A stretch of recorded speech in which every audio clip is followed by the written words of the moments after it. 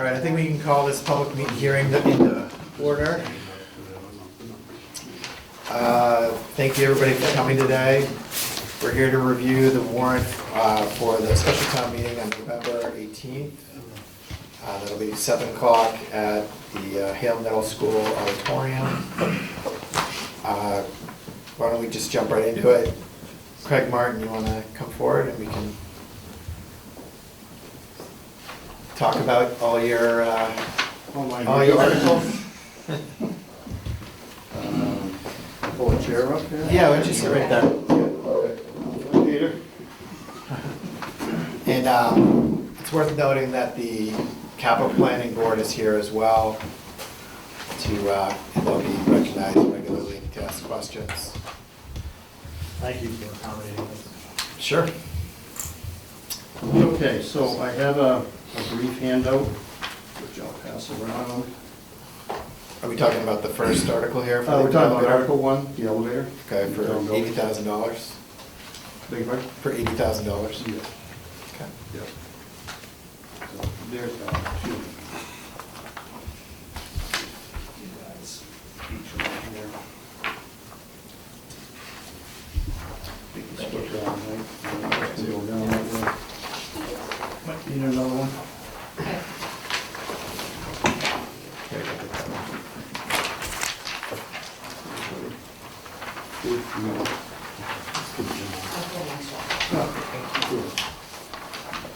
So I put together a bit of a sequence of events that kind of explain how we got to this particular point.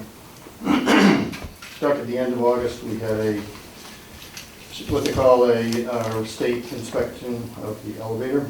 Part of that inspection was a stress test on the elevator where they max out the hydraulics on that particular day.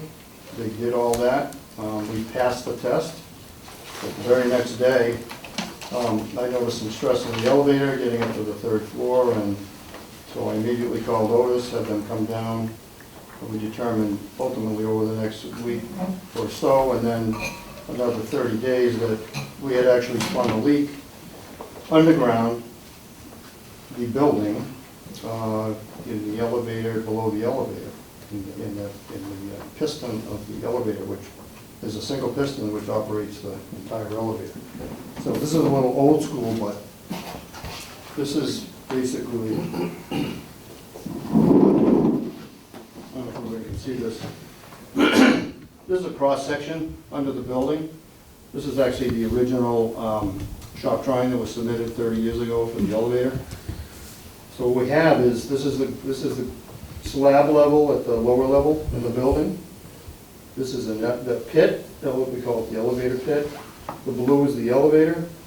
And then this is the piston that goes down into the ground. Hey Craig, why don't you stand back here? I'm going to hold it for you. Yep.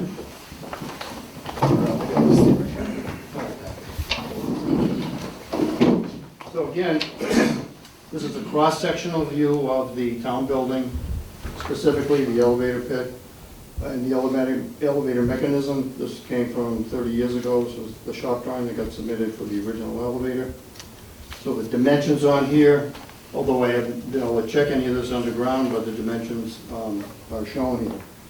This is our grade elevation right here in the pink. This is the elevator pit. This is the elevator in blue, and this is a single piston which goes in the ground at least 30 feet, maybe 32 feet. We don't know for sure. But there is a casing around that piston, 14-inch diameter casing. So if the casing is there, we know we have some containment around the piston. It shows that this went in 36 feet. The piston is about 30 feet. The hydraulic line from the machine room here comes down through here, down through the bottom of the elevator pit, goes all the way to the bottom of the piston, and then activates the piston that way and drives the elevator up to the 3rd floor. That's kind of a schematic of what we're looking at here. So what we've determined now is I've already notified DEP that we have hydraulic oil spill of about, well, I'm estimating about 50 gallons.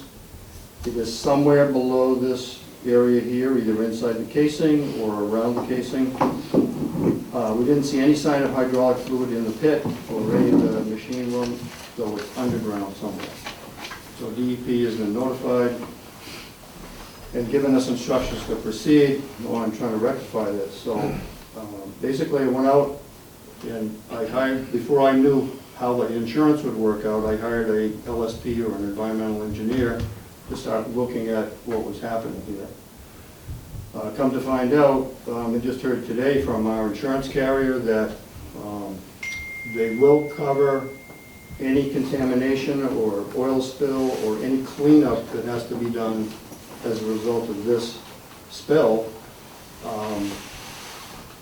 The invoices will basically get sent directly to the insurance company from the environmental engineer. So what started out in my original estimate was, $150 or close to $200,000 project to take care of this environmentally and replacing all this equipment, the piston and the hydraulics.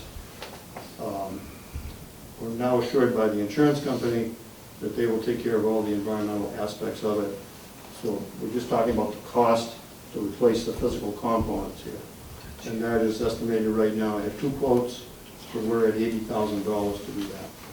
Parts and labor. Parts and labor, and that's a prevailing wage rate as well, which is what we're obligated to pay. Right. So that's kind of a summary of where we are. I've already, the environmental engineer has already started. We already started to do some probes through this slab here by hand.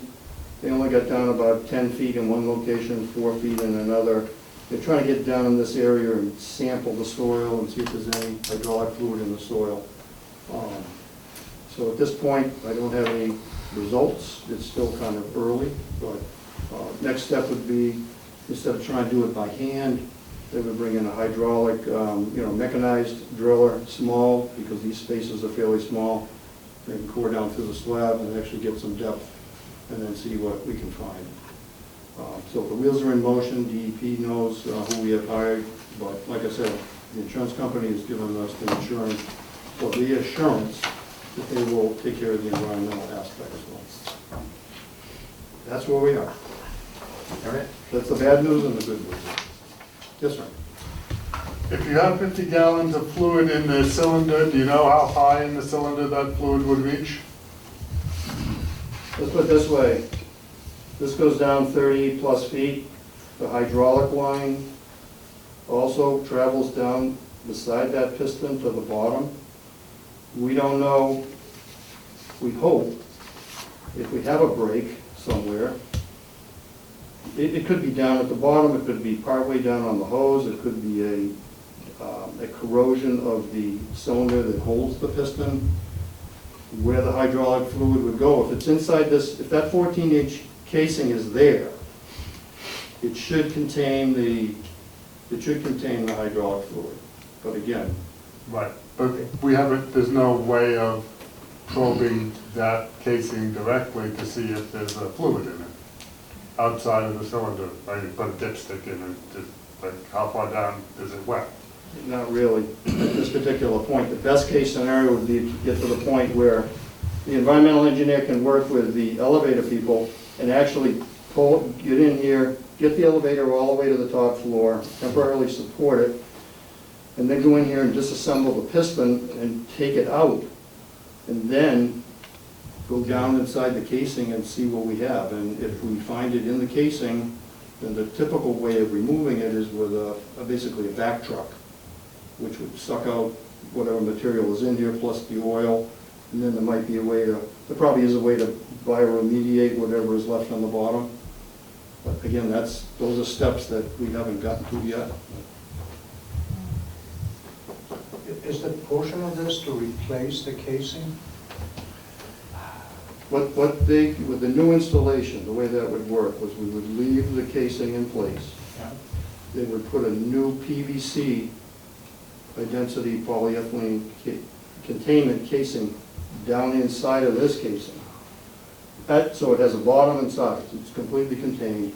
Slip that down in there, and then the new piston would go down inside of that. Plus another feature is they are able to put a sensor at the bottom and monitor it over, up at the top here to see if there's been any spill. But I think I'm gonna be able to take care of this hydraulic fluid issue, because right now, I've got one of the vendors that's proposing a vegetable-based hydraulic oil, which will work with this system.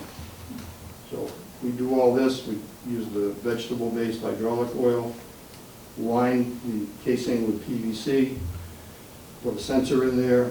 I mean, that's about the best we can do. Anything else from the finance committee? As far as you know, the piston is okay and those things? So mechanically, the elevator is included in this, right? It's just It's just a piston. I mean, we a don't. new piston. No, there's one piston. Right. We're gonna So replace planning it. a new one? We're replacing that. Okay. Yeah. Now, I will say that one of the proponents, or one of the vendors said, look, the piston itself might be okay, and we might be able to keep the piston and reseal it in a new casing. It's all about the seals on pistons, as you know.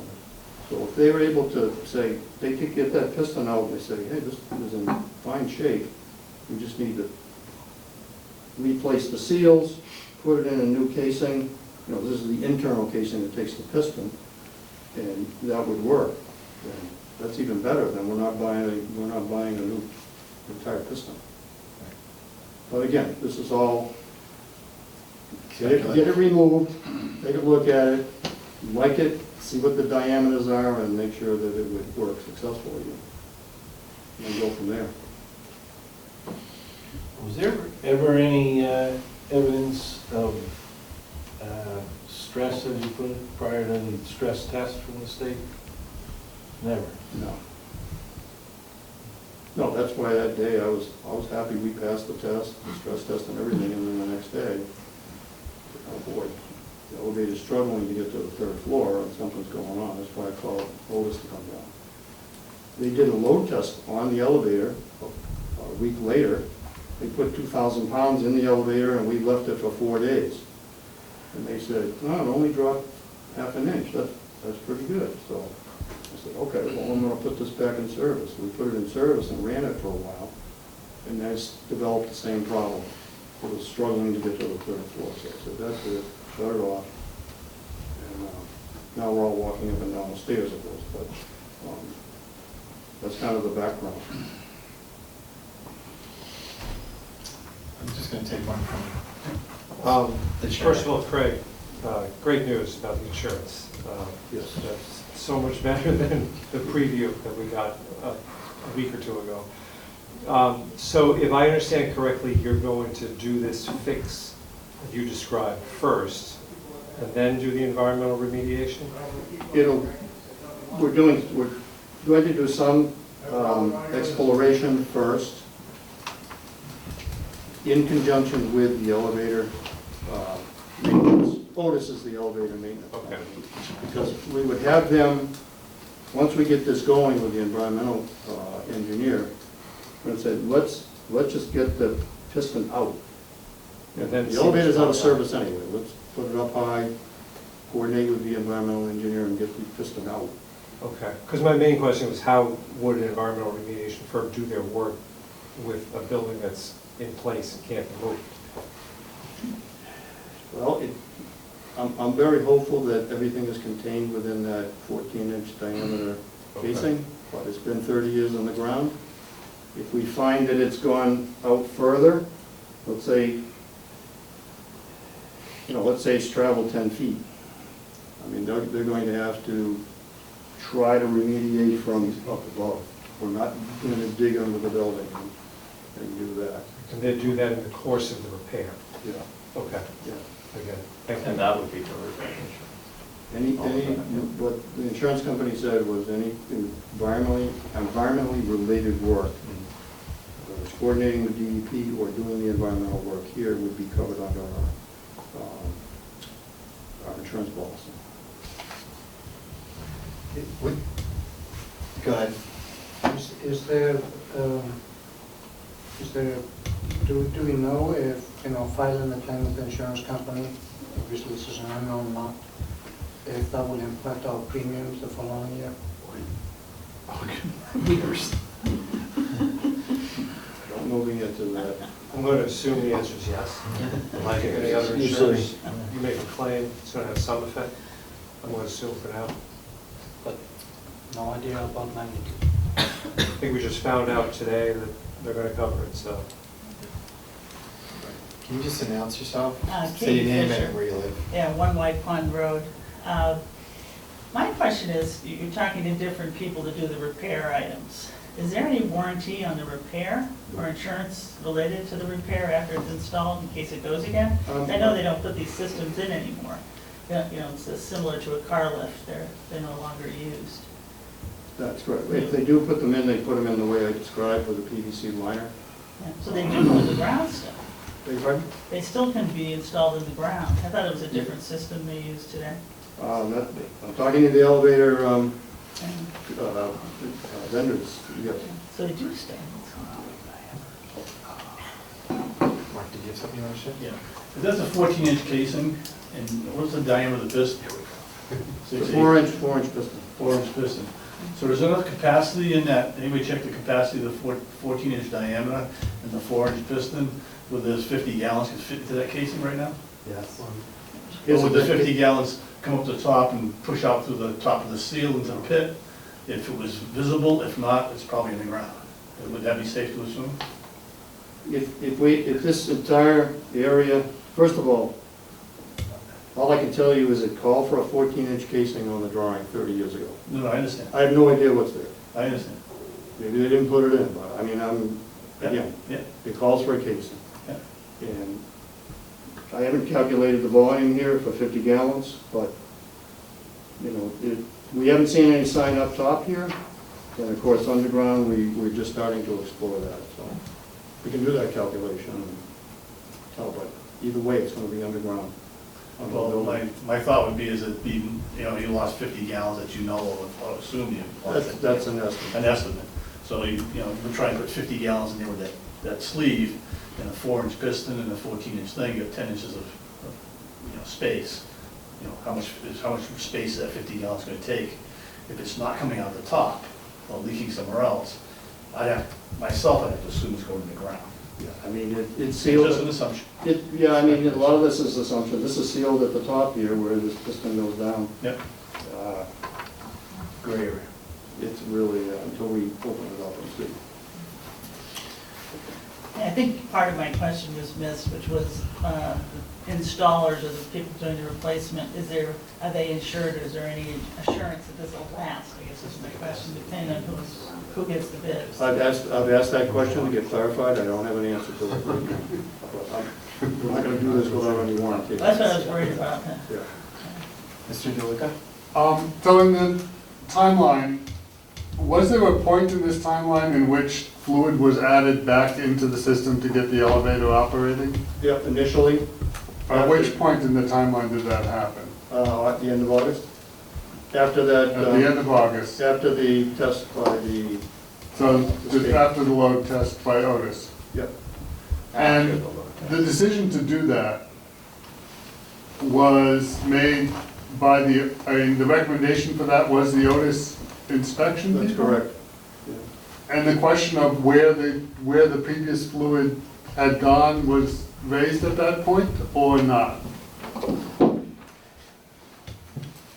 Yeah, that was my first question, like, how can this be?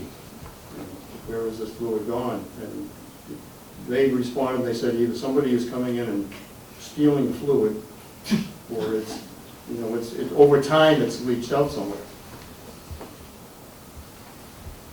So like I said, we put about 30 gallons into the tank. They did that load test, had it for 4 days. It only dropped a ½ inch, and they said, well, as far as they were concerned, they're our elevator operator. They said you can put it back in service.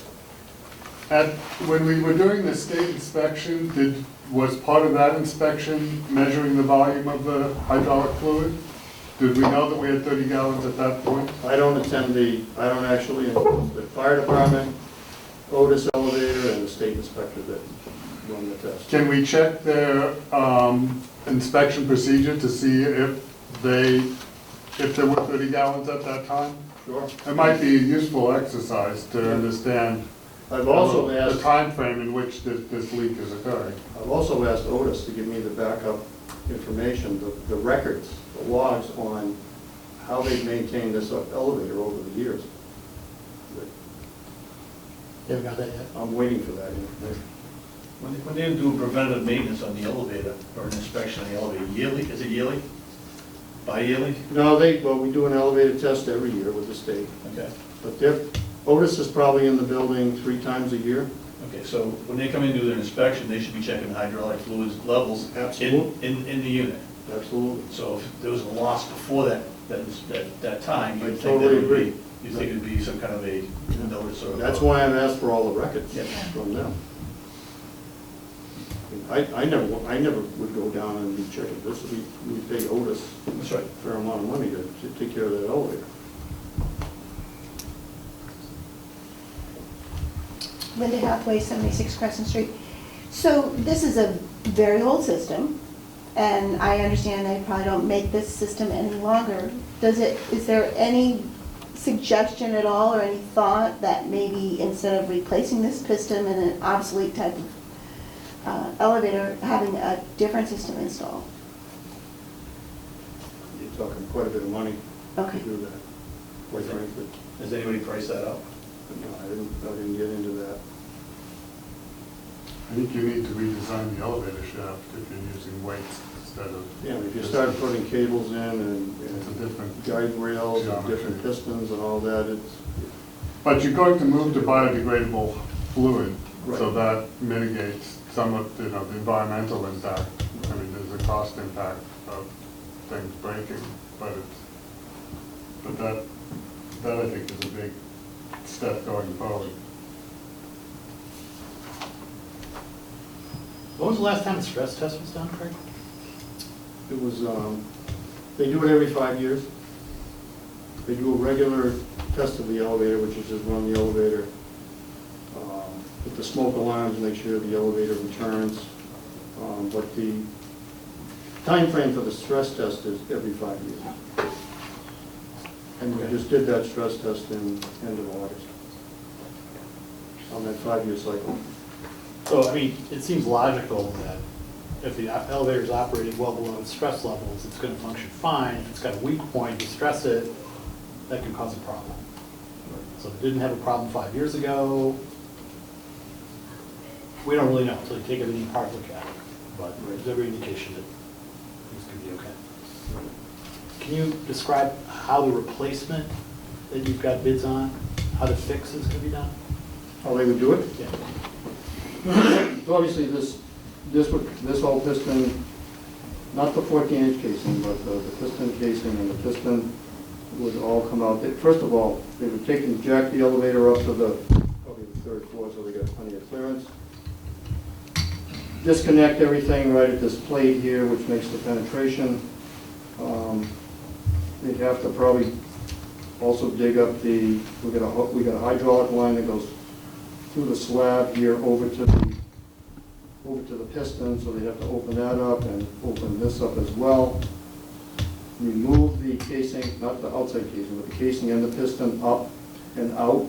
If they can get it out with 30 feet, or they probably might have to cut it. If they have to cut it, they would have to rebuild it. But one vendor said they believe they could get this out in one piece. Then they can examine the piston, the casing, and so forth. Make up a new casing, let's say we keep the piston, new casing, bring that all in. Before they set it though, they would put down a PVC liner, which would go inside of this 14-inch casing, have a sealed bottom on it, and come back up here, attached on both sides, so we can make a seal here. Install the new piston with the piston casing, hook it up to the new hydraulic line, back to the existing hydraulic line that goes up to the machine room, and connect it back up, bring the elevator down, and reconnect it to the bottom of the elevator. That's Is it this, sorry, is it the same, so you got two bids? Right. Did both bidders talk about the same kind of repair scenario? Similarly, but Otis said we're gonna have to cut the whole piston out, to take it out. Then we would have to put the new piston in, we would make the new piston encasing in sections, and put it in sections, screw together the sections. It seemed like a lot of labor when the other vendor said, look, we can get this out, we can get the new one in, and we might be able to just keep the piston. So I said, okay, well, that sounds a lot better to me. Okay. Blessing Crop was the less expensive of the two, correct? Yeah. Did that include the new piston? Because they thought they might be able to reuse it, or would it be something below that if they could reuse it? It would be below that. Okay. Yeah. Whereas Otis would definitely replace the piston. because They're they cut talking it apart. replacement, yep, they're talking replacement. Mark Forbes, 39 Adams Drive, just to clear that up. What's the plan if there's no casing? The 14-inch casing's missing. Now you're talking about putting in, if it's just a piston in the ground, rather than a piston in a casing. So now you're gonna be able to use a PVC sleeve to throw in there. Am I correct? So what will be the plan then? If there's no There's no 14-inch casing, Correct. okay, then they're gonna have to auger that out. Probably put us another sleeve down there with the PVC liner inside of that. How would they auger that inside the building? The way they put a casing down for a well. Inside the building? Yeah. Really? I mean, a well, they got this big well machine that comes in. Yeah, but this is hydraulics, okay, and you've got quite a bit of room to work in there, so if you bring a hydraulic rig in to tamp down the casing, Okay, push it down, it's all sand and gravel below, okay, and then excavate the material out from inside of it. yeah. Okay. Just curious, It's not a good question, but,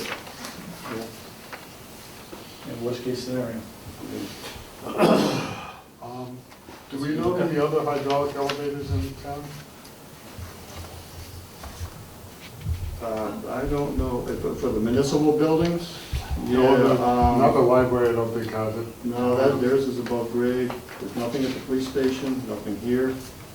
So maybe the school, the Only school? one, the Do you know if the Center school- School has a. They may have, Is it a, I don't know what it is, but Yeah. there's an elevator, and actually, I don't think it's working. We have the facilities person here. Yeah. Center School. what about at school? At Hale School, Hale School works. the elevator works? Yeah. Or what about the lift by the, I guess the lift by the stage? Station, from my understanding, that was taken out of service a long time ago. but the elevator at Hale, do we know if it's? I do not weights know, or I don't hydraulic? know the construction of it, that I don't know. Okay. It might be, if it's hydraulic, could we, No, absolutely look into it. as an effort, put in biodegradable fuel just as a precautionary method because things break? Hydraulic, likely not fuel? No, that's enough. If there is no casing there, you have to replace it, does the 80,000 cover them? Or is that covered by the environmental cleanup?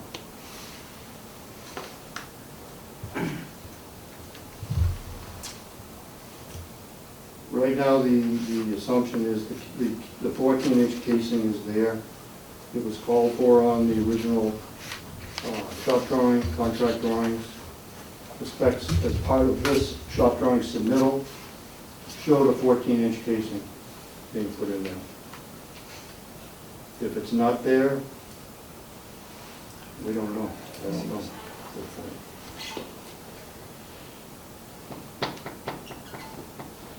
Otis installed it originally, right? Otis installed the elevator originally, right? Otis. Was it their standard to install these elevators with casings? Did they mention to you anything about there might not be a casing? They did not. Okay, I'm not worried about that. I don't know what we're talking about it for. Let's figure out whether it's there or not when we get and look at it. Yeah. It might cost us more, you don't have anything to contract for adding a casing, right? No. So it would behoove us to kind of know what that number might be, but I don't think it makes sense to request it as part of the warrant article. Unless we feel like it's not there. Is this plan from Otis, or is this something you have in your archives? This is a copy of a much larger order. Right. This is blown up, but it was a shop, you're familiar with the procedure during construction. The vendor supplies the engineer, the contractor supplies the engineer with what they call a shop drawing. Sure. Like, I want to put this elevator in, this is what you spec, review it, and then tell me if there's anything that is a problem. This was a stamped approved shop drawing from 30 years ago. Okay. So I think it's pretty safe to say, well, the case is there, but again, I'm an inspector, right? Unless I put my eyes on it, I don't know, but I mean, the presumption would be it's there. Okay. Katie? I may have missed this. What's the time frame where when they're actually gonna start the actual construction, once the bid is approved? Well, we're gonna get to town meeting, Yeah. and that would be as soon as I select who is gonna do the work. And quite frankly, I'm going to get one more price. We have several other elevator companies in Massachusetts. Bay State Elevator is one of them, and there's one other, so I'm gonna get at least another quote. What time frame? I think once we, and maybe Jim can answer this, once we have a vote at town meeting, this is coming from free cash, does that mean we can start proceeding right away? Yeah, I think the money's there, right then. Okay, thank you. All right. Any other questions? I might have one last question. if you Sure. don't mind. You noted that the 4-day, 2,000-pound load test didn't show evidence of a leak because the elevator had not descended at all, any meaningful Half an amount. inch. Is there a possible, I guess how certain are you that there is a hydraulic leak, or is there a possible other explanation for the problem? Because we didn't observe any particular leak during that test. Is it the hydraulic pump is failing or something? The only conclusion we can make is that we didn't see, all the mechanical equipment is exposed up in the machine room. Okay, and appears to operate And the normally. piping, that all was appearing to operate fine, Mhm. and the only other area where we could be losing the fluid would be below grade. The key is the 50 gallons, they lost 50 gallons and it's not above ground, so it's gotta be something. Yeah. Yeah. So that was the amount that was put in afterwards? They So there put- was some they amount put put in third- they- constructed. Otis told me they put 30 gallons Okay. in the reservoir. So we made because we don't have a number of the exact gallons, I reported to DEP that it was a spill in the range of 50 gallons. Okay. All right. Can you guys keep holding that sign up for everyone? There's the nails in my arm. Thank you, Bruce. We'll bring it across next time. Yeah, I should have brought that earlier. All right. So Craig, you can probably just stay up here.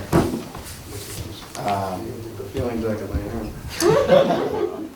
So why don't we'll move on to Article 2, which is the former fire station water surface replacement? Yes. And that's for $20,000.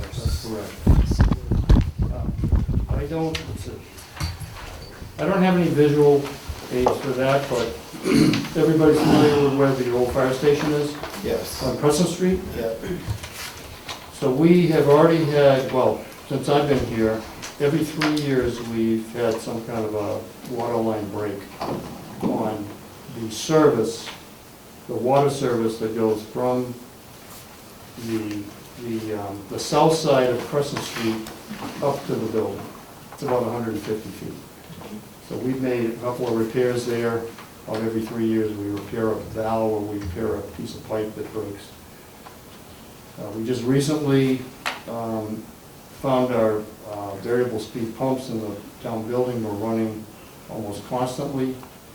And we tried to track down the leak. We went through a whole process of elimination. We found a leak in this same area on that line going to the fire station.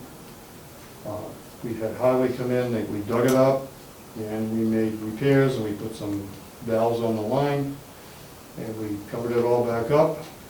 And sure enough, about, I don't know, 3 weeks later, another leak, somewhere up by the building. So what I want to do is just dig up the whole line, except for Crescent Street, where we have a company that's, has a process where they can jack a sleeve under Crescent Street for a, 1.5-inch line. It'll probably be a 2-inch sleeve or a 3-inch sleeve. They need to go about 24 feet. And they, as long as we put a pit on one side and a pit on the other side, they can, open up the trench, they can jack a sleeve through there, and then we can replace the whole line from the south side of Crescent Street all the way to the foundation of the old fire station. Right now, the water's off, and they don't have any water there, and Who's in there, cemetery? cemeteries in there, yeah, and all the equipment that they use, plus our snow removal equipment. So, I'm of the mind to, and that's why I put this article in there. I'm done fiddling around on that line, and every, like I said, every 3 years or so, we have to repair it. So, this is to replace the whole line with a new one.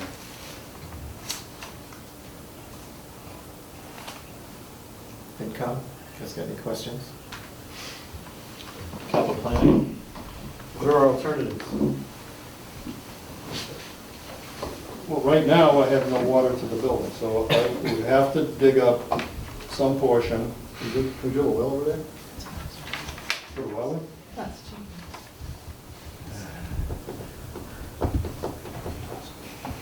Where's the water supply from now? the water comes from our town building. It's part of the distribution system. Comes from a well from somewhere, it's just a line that comes over from the town building. It's the line that comes out of the town building, under 117, through the town hall basement, Yep. goes out onto Crescent Street, takes a right, goes down the south side of Crescent Street, all the way down, feeds a single-family house on Crescent Street, it feeds the old fire station. So it's Then like, it angles across, it feeds the library, then it goes down the hill, Library Hill Road, to the First Parish Church, where we have the church function room, so all these lines that she's talking about, are these all getting replaced, or is this just? No, this is- Just one building? just getting it, just taking care of this one line.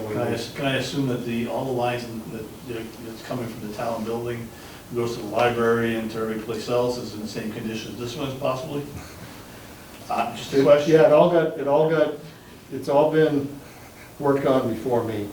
And the best records I could find is that some of it's been replaced with plastic pipe, and some of it's still copper, some of it might even be the old iron pipe, but I've just had a continuing problem with this location. And, It's like everything, we might have to do a piecemeal, and that's what you're doing right now, is piecemeal. I'm piecemeal, yeah. And And again, we Just just, trying to find out. we just repaired it Yep. last month, and it sprung another leak. It's like, I'm sorry, I didn't get an answer to my question, I'm Greg. sorry. Oh, I'm sorry, what? The well? What would it cost us to drill a well over there? And those of us who live in Harvard Acres are pretty familiar with drilling No, wells. yeah. 20,000. But then that will be a public water, this still is public water source, right? Can they put a well there, is there a septic or anything that's in the neighborhood that would be, I mean, it's a pretty small lot. Yeah, I mean, we'd have to see where all the septics are and the wells. But you're saying it's gonna cost about the same as what we're proposing to do. And then you have to make it more. But would it be cheaper to maintain the well than it would be the town building water system? Well, would it become a public water source independent of the other, which would cost a lot more money to monitor and Yeah. have the proper It setbacks? probably could end up as just a private well, because it would only be, if it only feeds the fire station, it's a fairly small demand for a single well. Just be a matter of where it could be located on the property. Just one second, I want to recognize Selectman Burke. Hey, Comment, Mr. question? Chair. Brian Burke, Board of Selectmen and liaison to FinCom and the Cemetery Committee. And I'm not here really to ask a question, just to give a comment to contextualize the request that's being considered. The demand, as our building inspector explained, for water in that old fire station is minimal. The only municipal employees working there on a regular basis are cemetery, and most of their activities are done outside. That being said, the FinCom should take note that not only is that building without water, it's currently without heat. The furnace is being replaced pursuant to an appropriation made at the Springtown meeting. But all this means that municipal employees are working in a building without heat and without water. And putting aside just the impacted municipal employees working in with arguably subcode conditions, the plan is in the winter is to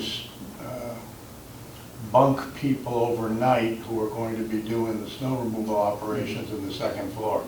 So you really can't have those people who are on 24-hour call working without heat, without water for the winter. That being said, I don't know what the cost differential is between a pump and the pipe that has been costed out, but again, this would be a very small demand building at present in terms of water, or heat for that matter, as far as I can tell. Thank you for your time. Thank you. Linda Hatley, 76 Crescent Street. That site is the former site of the Hale High School, which burned in '63. And I think the house next door was added to the water supply because of the fire. Because of contamination? Yeah, I'm not sure exactly all of that was done, but I've read some of the documents from when that happened, and that was the arrangement. right. So I don't know what that would pertain to our current law. So the most expeditious route would be the one you suggested. If the board wishes, I can investigate what it would cost for a single well, just so you have that number as asked by, I'm just sick of fixing the thing. I mean, if there's a way to do it where we don't have to fix it every 3 years, then, and it's cheaper, why would we consider doing it? Just a general comment, that long-term, you don't know what the building's going to be used for, so it would limit the future use if it has a single well, I would think. But does it make sense for that purpose, if you wanted to use it for gatherings like they do here, because you'd have too many people using the water.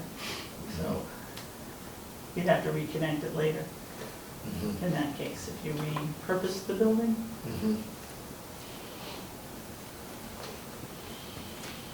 FinCom, anything else? Capital planning? Gallery? All right. Thank you for that discussion. And I think, is that it, Craig? I'll come back up for the, I guess we'll just go in order. yeah. So for the third one, we have.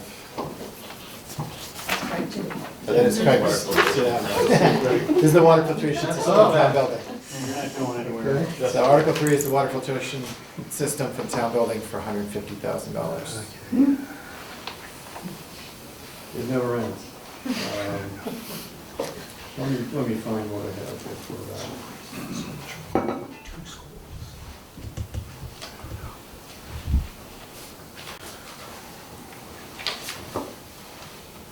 Okay, I have a brief handout for that as well. I didn't staple all these together, but I need some of those.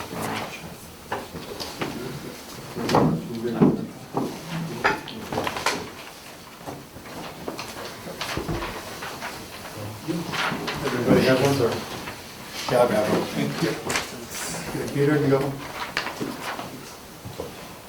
You can probably hand one to Katie. She's like- Oh, there's a photo of our existing treatment.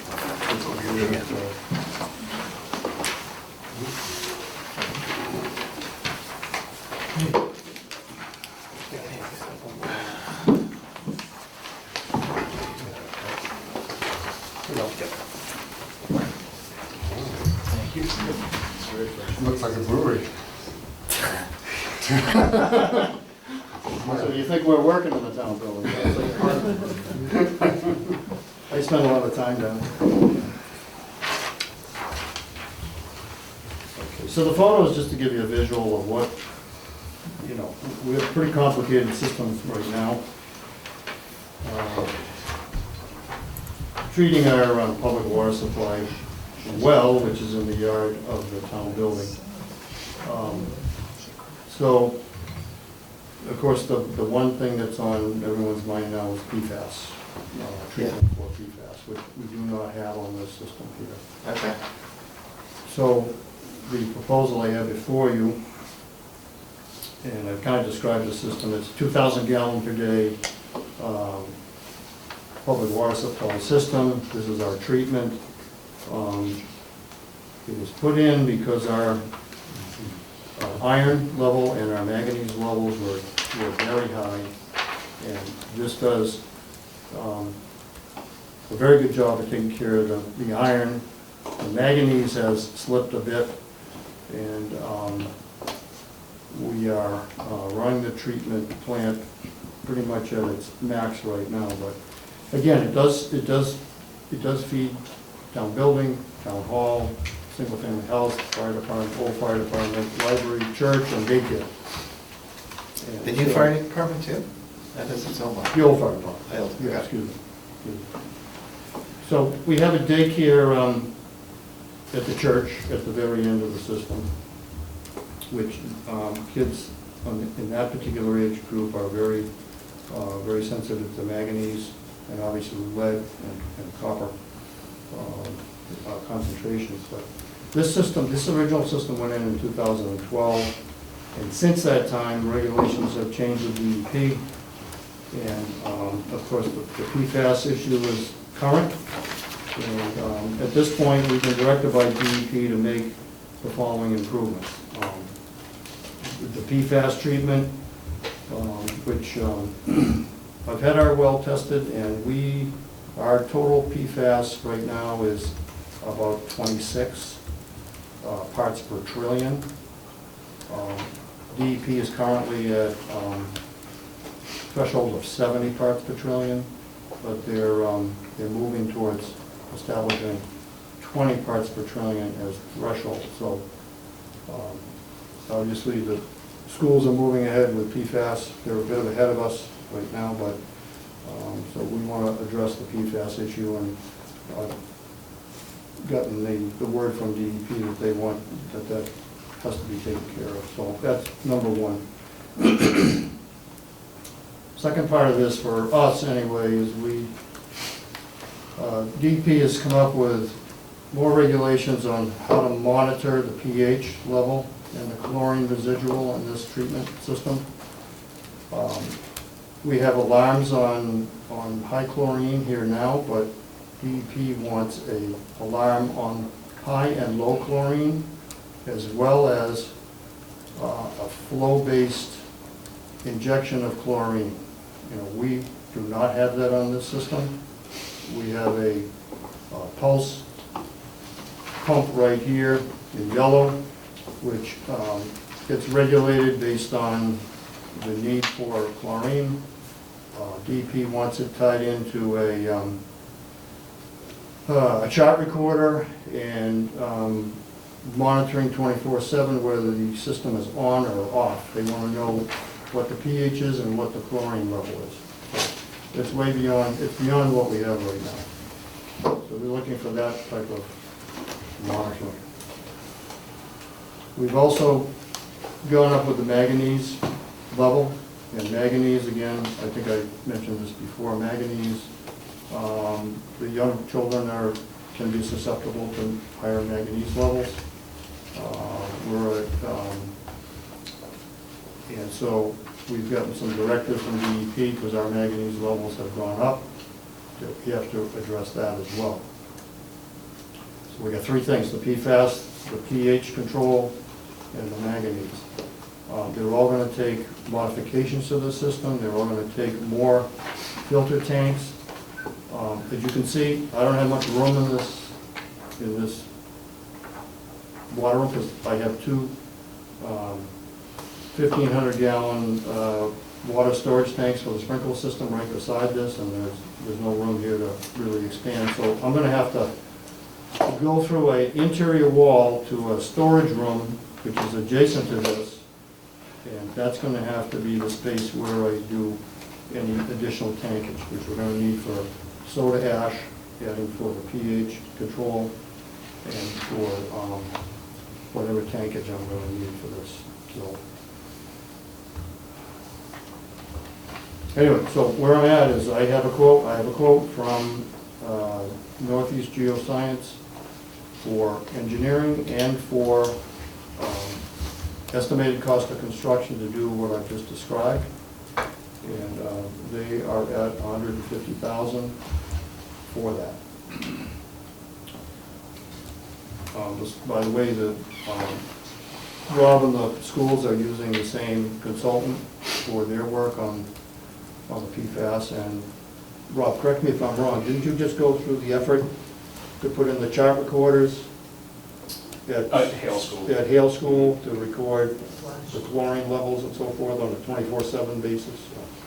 So you've already had to do it. That's done. We're next on that, so. Was that a capital item from last town meeting? Yes. Okay.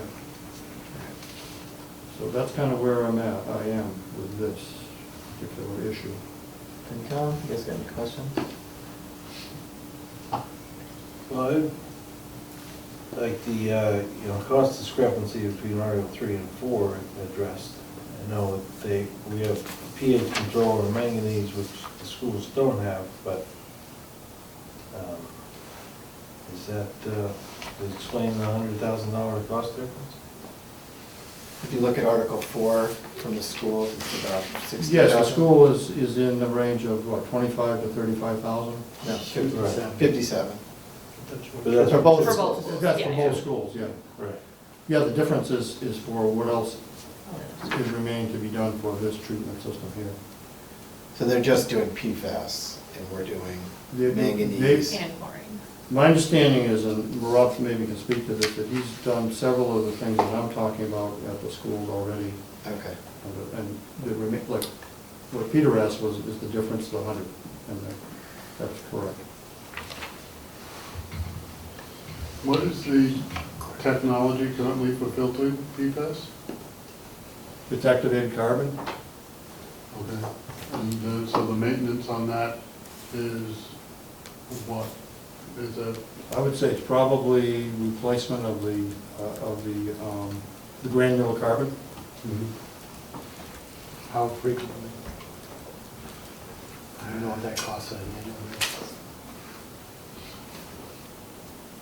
Maybe, Rob, do you have any idea on that one? But it's almost, these are gonna be pilot programs, because this PFAS is all what's new. This is all new coming forward. I know there's some larger municipalities that have put some larger systems in, the tunes of millions of dollars.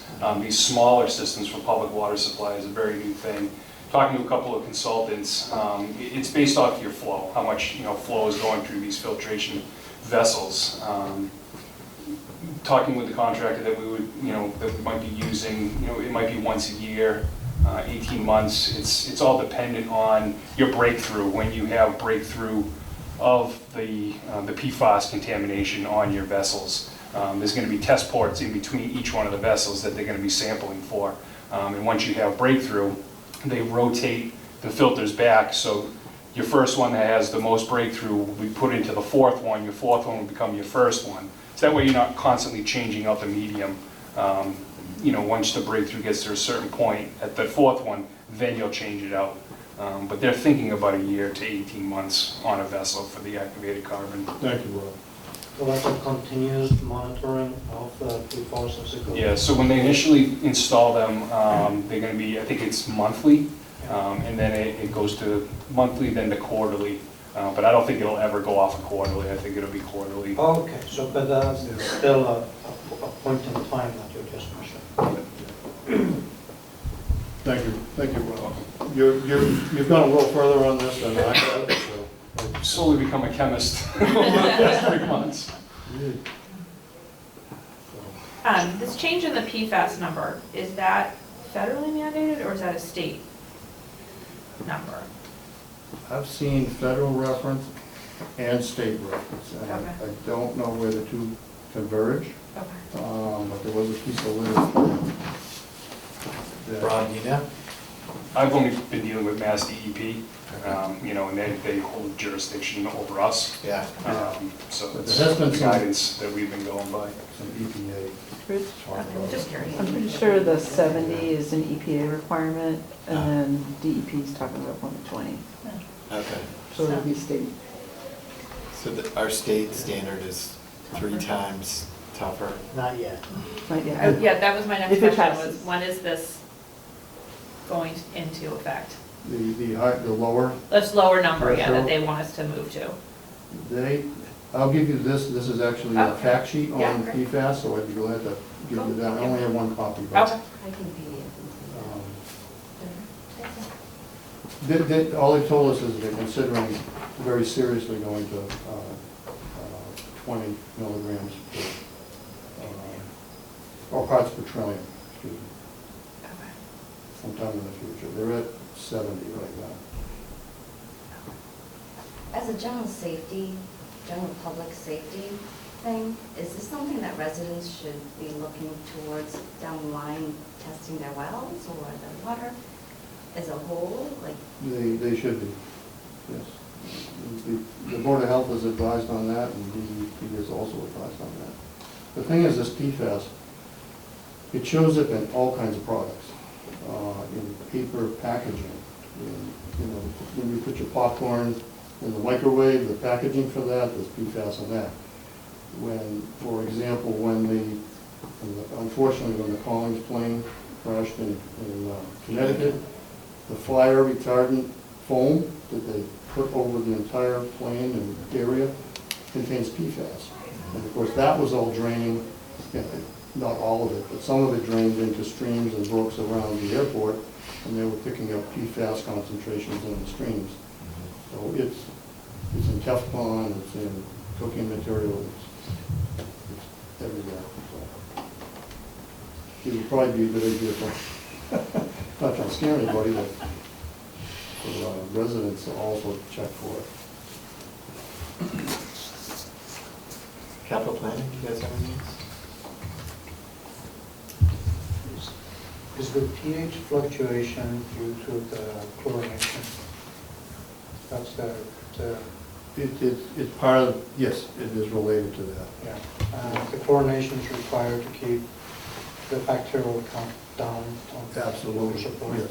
Yep. Is that the last step in the filtration process when you are actually adding the chlorine to the water supply? No, they actually put the chlorine at the beginning of the cycle so that it mixes in with the raw water, and then as it's going through the filtration process, it's getting evenly distributed in the final treated water.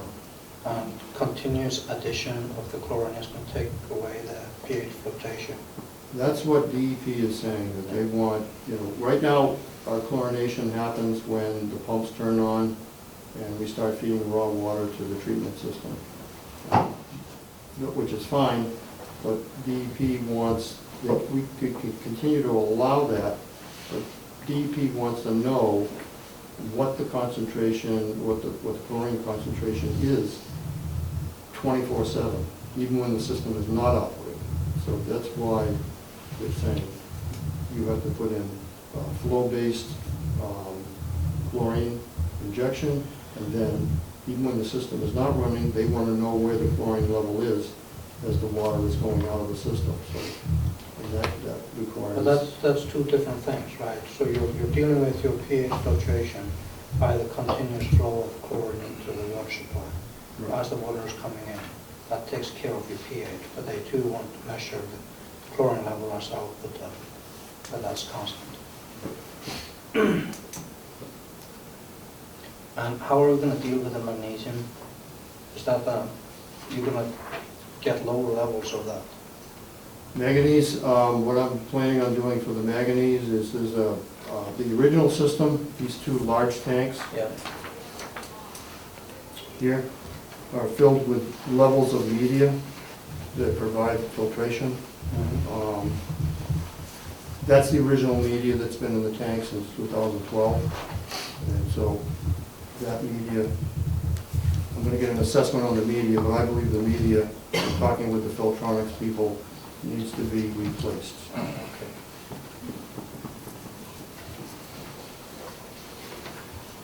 I'm just wondering, since DEP approved these plans in 2013, what changed between now and then? They I want, mean, we went through a $100,000 project to install the system that was mandated essentially by DEP. Now they come back 5 years later and want something's changed. I understand the PFAS, that's a new issue, that's fine. But the chlorine residual management, the chlorine residual control, I'm not sure when that got instituted, but you got any correspondence from them you can show us?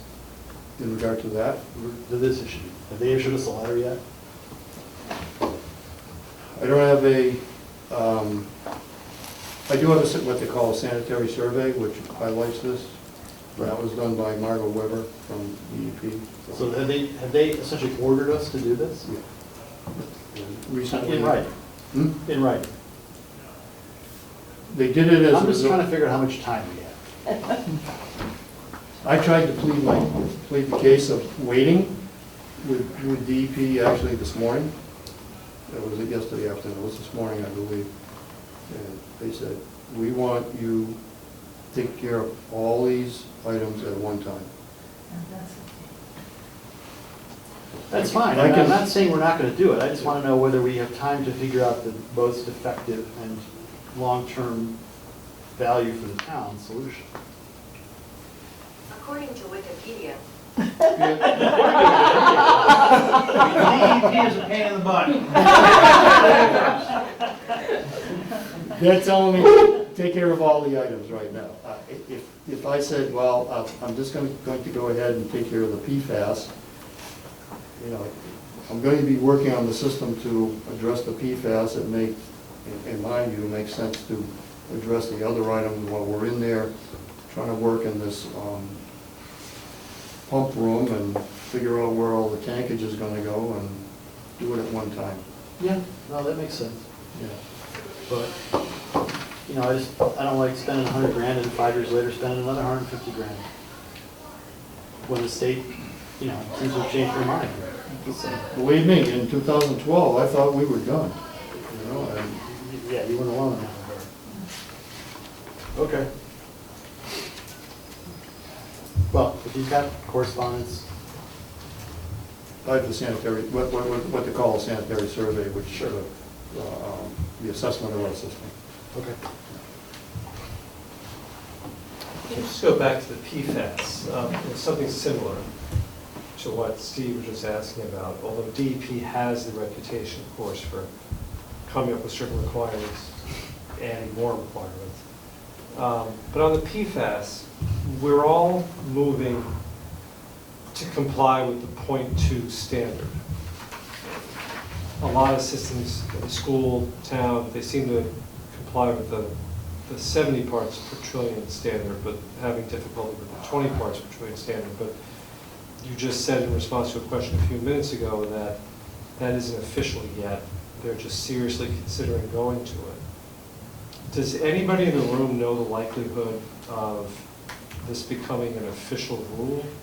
When?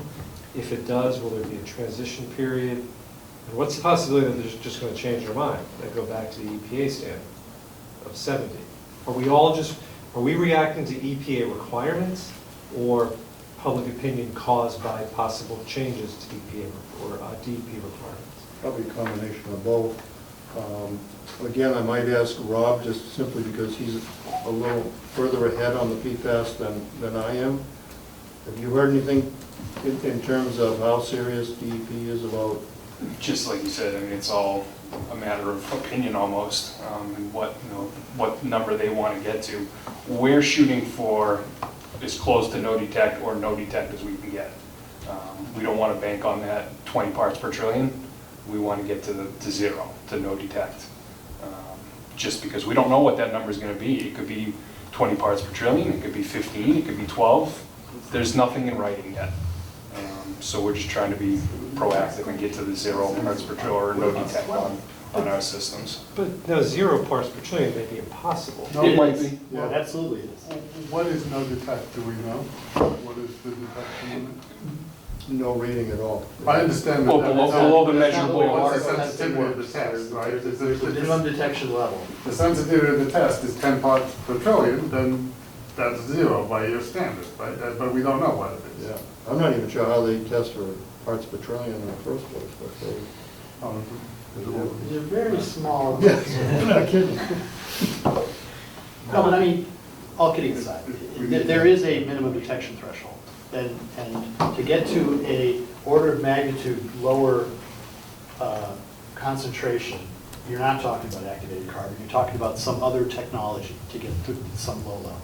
So DEP is going to have to make a decision about whether they're going to essentially require every school, every municipal building in the state to meet something that's going to not be able to be met with activated carbon. So that just raises the question, should we all wait? Consider this is a special town meeting that nobody thought was coming up a month ago. Just throwing this out there, should all these PFAS issues wait until the annual town meeting when we may have a better idea about what the requirements are? That's the very question that I talked to DEP about directly. What did they say? We want you to move ahead on all of it. So, I mean, I could have argued with them and I had the same with that logic conversation. and, They reached out to me in August, and I'm Pat Maloney, I'm the business manager for the school district. They reached out to me in August, and we had done some preliminary testing just because we had been doing testing. There was a parent that was concerned about contaminants in some of the water sources, and we tested Bolton and Stow. And so we figured we were all set, and they contacted us in August and said, no, we want you to test for this, and we'll bring people in and we'll test it. They didn't even want us to have somebody else test The it. DEP? Yeah, the DEP, and they were very adamant about, no, you have to move forward on this. To the point where we've had to take all the bubblers offline. Good. We're bringing in bottled water, Yes, we're aware. Thank you. probably creating a shortage across this area. and then you had to test the bottled water to make sure that. Right, and We had to they're- find an acceptable source, yeah. Right. Because there's only certain sources that you can tap. Poland Springs is, I think there's 5 or 6 maybe that's on this DEP's website. And you're still on bottled water. Yeah, so we're bringing in 5-gallon, like the Poland Spring jugs that we've replaced every single bubbler within the schools. We're cooking some, like your ricey pasta, your absorbent food off-site at the high school. Or, if we're cooking it at the school, we're basically using those 5-gallon jugs to fill up the kettles to cook the rice, the pasta, and things of that nature. So, for an operations standpoint, it's taxing on the staff. I'm just concerned, I mean, that's obviously something that can't go on, but I'm just concerned about spending a lot of money close to, on PFAS alone, $200,000 to $300,000 alone, when the standards aren't set in stone yet, as much as anything can be set in stone. I agree. I don't disagree with I that. hear you.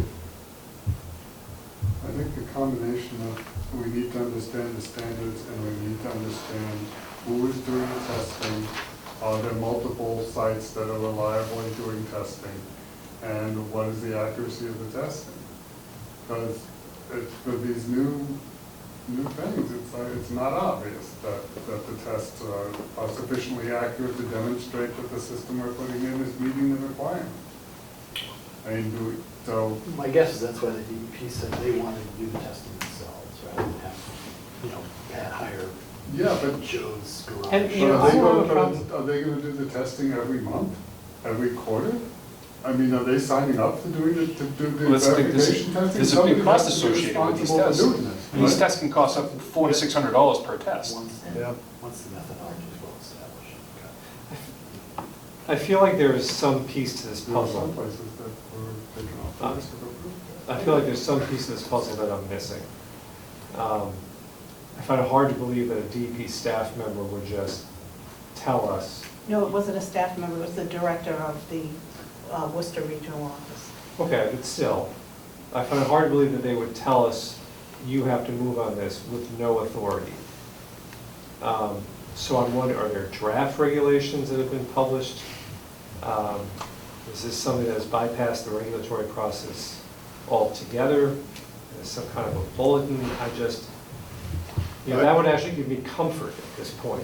What I do is, Jim, I'll contact DEP again tomorrow morning before, because you're meeting tomorrow night, and I will report I'll go right to Hale Stow, who is the director of the water supply.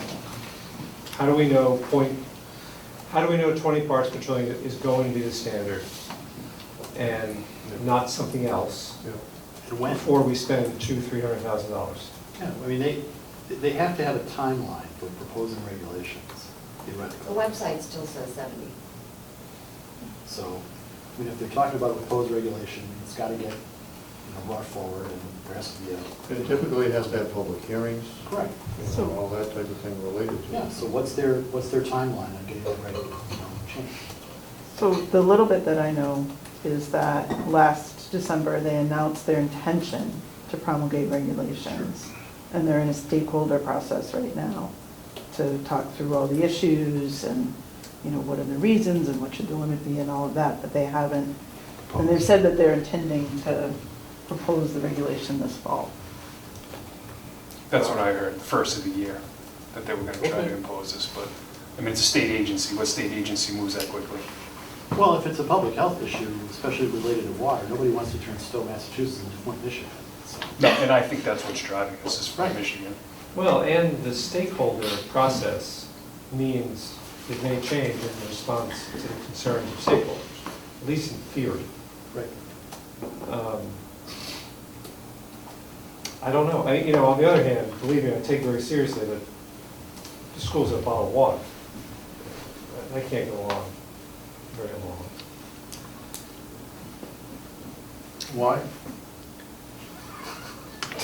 No, literally, I'm sorry, why is bottled, I mean, I was our gonna say, office is bottled water I assume all it's the time. expensive. I don't know. Oh, is it? What is the cost? What was it, $3? I mean, compared to the, I'm just, hauling, the cylinders is tedious, but aside from the hauling exercise, I mean, bottled water is something that lots of places routinely use. I mean, you wash your hands in non-bottled water, but the drinking water is different. So I'm just, it's not obvious. One of the issues with us is we're not, our distribution system is not all just municipal. Yours is different, no. We have a single-family house, I have a Yeah, church, no, I appreciate a it. daycare. It's different. We have to, Herb, regardless of the timeline for the PFAS issue, do we have a compliance problem with the manganese and the pH control that we would have to address immediately? Yep. I've had to post the daycare center because of the high manganese, and so they're on bottled water at the moment.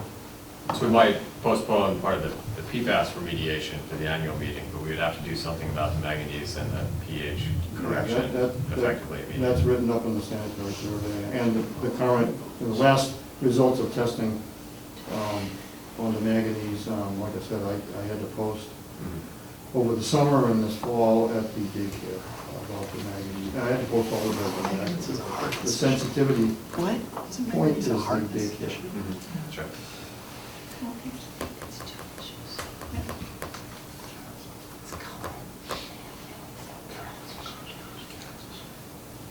Good comment. You guys got any other comments, questions? No? Capital planning? Comment? I don't like spending money we don't have to spend.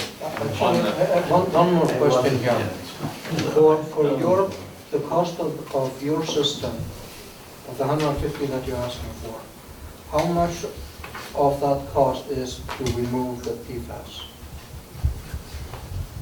I don't have the details on that. We just I honestly estimate don't that like know. similar to what the schools are asking for? Yeah, let me just ask Rob, what is the gallons per day for Hale, for the well? I want to say 900 and something. 900 something, okay. But they're going to be putting a flow restrictor in because we only use so much water a day, and I think the pumps right now are rated for 20 to 30 gallons per minute. But we're gonna throttle that back to, extend the life of those charcoal filters.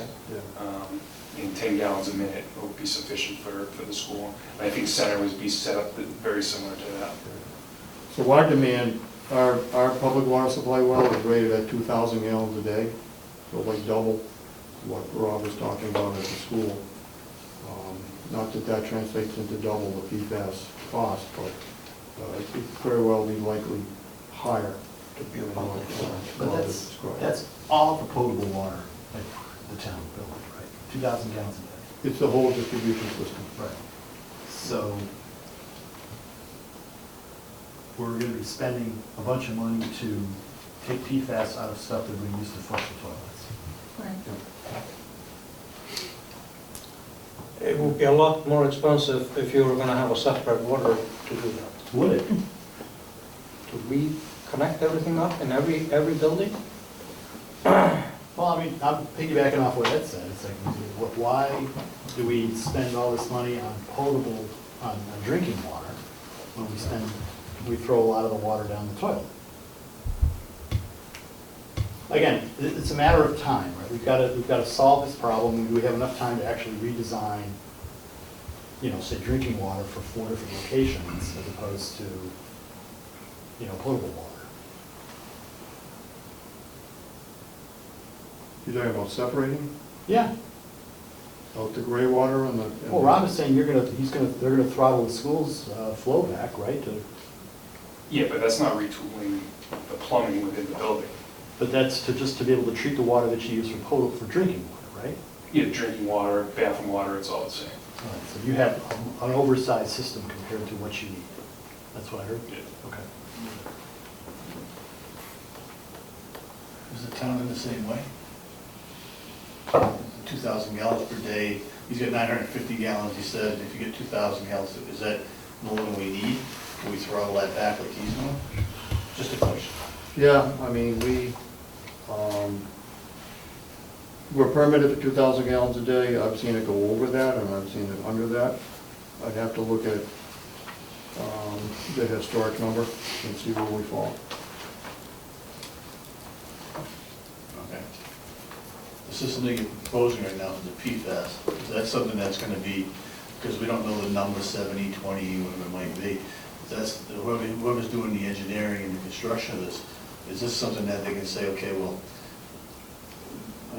the system can do 0, and I know maybe they can't say that, but what are they telling you for a number? Are they telling you a number? Not for just the PFAS? Yeah. No.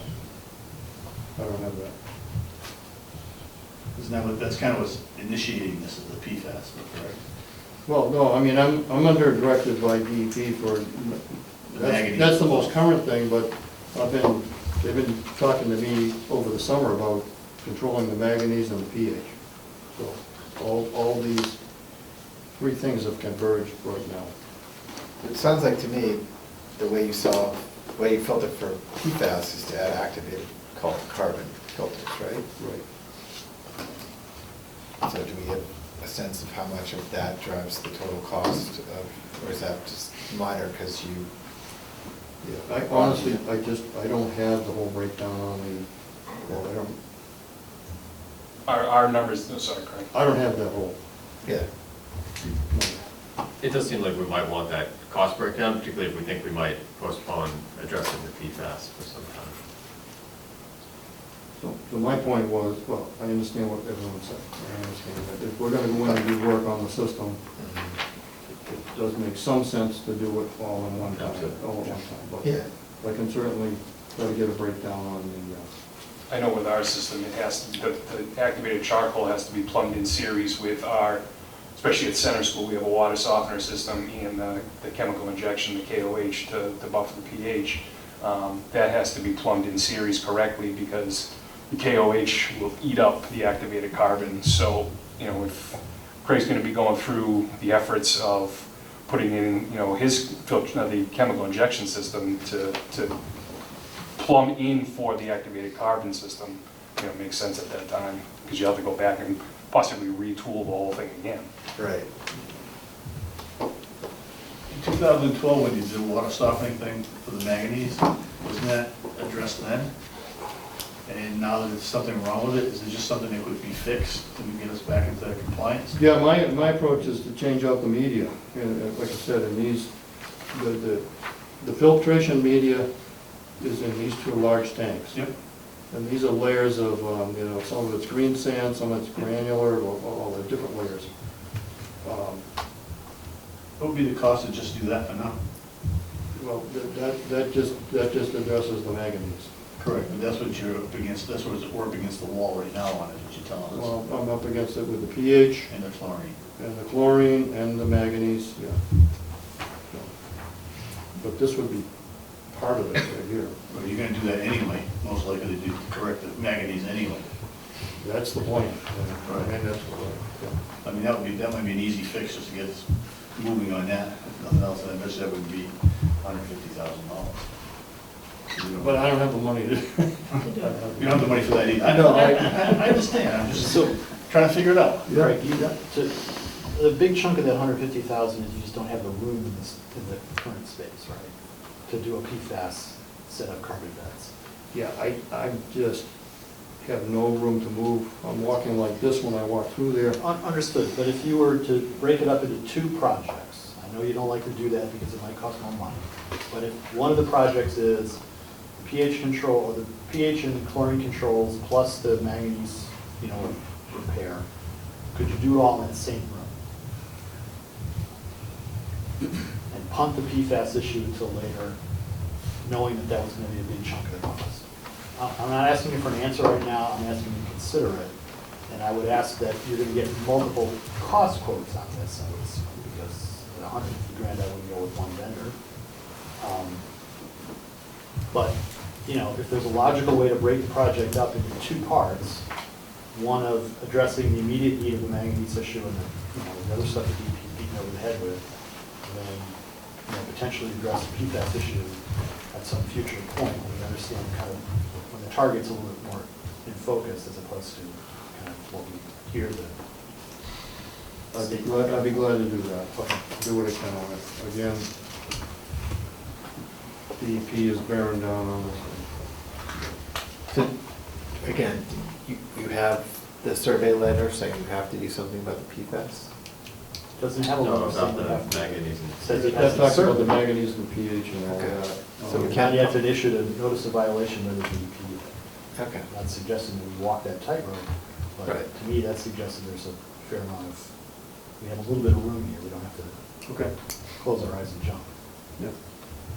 So we can just understand the different costs of doing all of them, or just two parts? Yeah, I mean, Craig said at the very beginning of his presentation that a big chunk of the cost is the fact that he does not have a space to be able to install a second treatment system for PFAS. So why spend that money right now when we're not sure we're not sure the timeline under which we're going to have to spend that money? And once we have a better understanding of when those regs will be finalized, or if they'll be finalized, and in fact, what technology might be required to meet those lower levels, it's money, I feel like that's a better approach. Selectman Burke? Just briefly, those are all good points, and certainly put off to tomorrow, which you don't have to pay for today. At least that's my family's financing plan. But Craig, if DEP is telling you that you got to do it now on the PFAS, would you ask them to reduce that in writing? Okay. Thank you. All right, so I think there's two action items out of that, right? Get the plan and then Yeah, find out the cost breakdown. and then the legal letter to the effect that we need to comply. It sounds like the school hasn't gotten that letter either. Yeah. I don't think they may not produce much more than that information in the packet I gave you, or which is the summary of where they're going with the PFAS, but I will track it down. What would be the timeline to get cost breakdowns like Steve's requesting? I don't know that I'll have it by tomorrow night for the selectmen's meeting, but I'll definitely have it. Town meeting is the Yeah. 4th. What's the date? Before town meeting. The 18th. 18th? Yeah, so. You should be in here. Okay. FinCom, anything else? Capital planning? Gallery? All right. Craig, thank you very much. All right, thank you. Appreciate all the information. Thank you all. Why don't we get Jesse up here next? Jesse Stedman. So what did I skip? Oh, I'm sorry. The schools. Felt like we did the schools. Rob, you want to come on up? You want to bring another chair? We're going to be discussing Article 4, the PFAS filtration for Hale and Center schools. Cost of $57,000. So I think we covered a lot of that in the last meeting, so I don't know if you want to just quickly summarize and if there's anything different that... No, I mean, it's like we spoke about, when Craig Martin was up here. It's pretty straightforward. It'll be a 4-vessel activated charcoal system that'll go in. Hale School will be a pretty straightforward installation in the outbuilding behind the school where the well is housed. We're going to cut into the line that comes out of the well, run the lines through the building, because where the well and chemical injection and the alarm system is, there's not enough room to put those vessels in. So that building is split down the middle in half. So we're going to put the vessels on the other side. We're going to have to construct a wall, insulate it to make sure nothing freezes. Then pipe it back into the storage tank. Okay. With all the ports, testing ports in line. Center School is a little bit more involved because of the chemical injection, the water softener system. Like I said before, that all has to be plumbed in series correctly, so that way the activated charcoal doesn't get eaten up by the water softener system.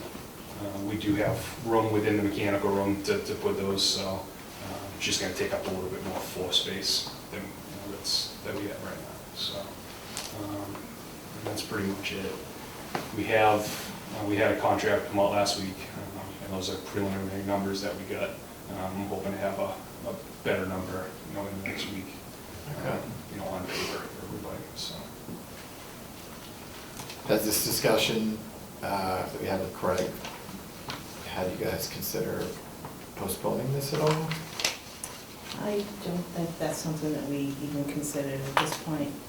Because of the number of staff that we have that, and students, young students, especially the younger ones that are truly affected by the chemical, and expectant mothers,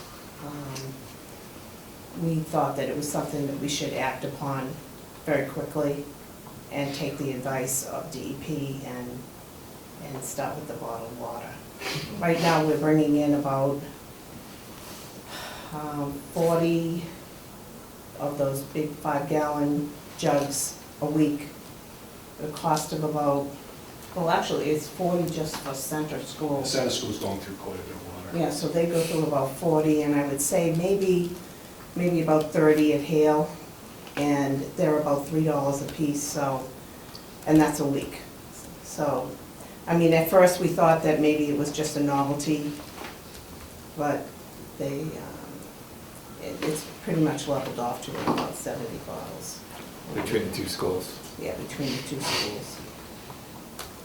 And the additional stress on the staff in regards to, yes, particularly the food services staff having to cook some foods at the high school and transport it to Stow, so. That adds costs and time and Time and hassle. costs and, yeah. And it's just not the most efficient, and some of the food that has to be purchased, it's a little bit more expensive. A lot of times it's cheaper to make things in-house than it is to buy things that can be prepared without water.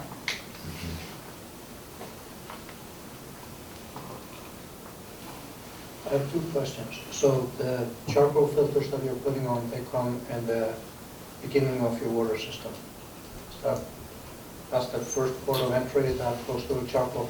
No, it's not, at Hale School, it's actually it's second in line, so you have the KOH, and then it would go into, let me back up, goes into the charcoal filter, then into the KOH, and then to the storage tank. Yeah. I can't remember exactly how it is with down at center school, because there's 3 different systems that we're dealing with down there. I can't remember how the sequence that it has to go in now.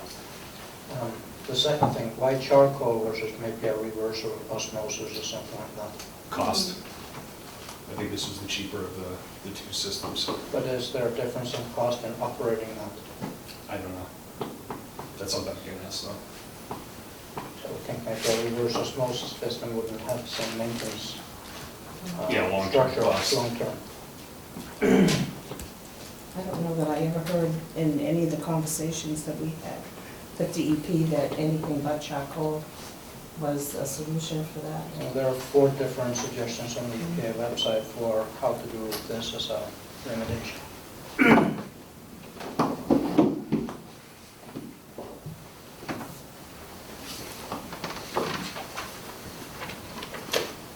So I'm sorry, a 4-bed system at each school? 4 vessel system at Each school, same size? Yep, they're 16 inches in diameter by 65 You get a inches discount tall. for getting 2 the same size. So originally it was 150 grand and now it's only 50, 57? Well, What happened? they're We asking got for that a we don't number. like it, but, We had no idea, Uh-huh. and we were pressing okay. to get the information. So that was the blue number, you just pulled it That out. was, Yeah. right. Now you got a quote. Now we have Great. All a right, quote. thank you.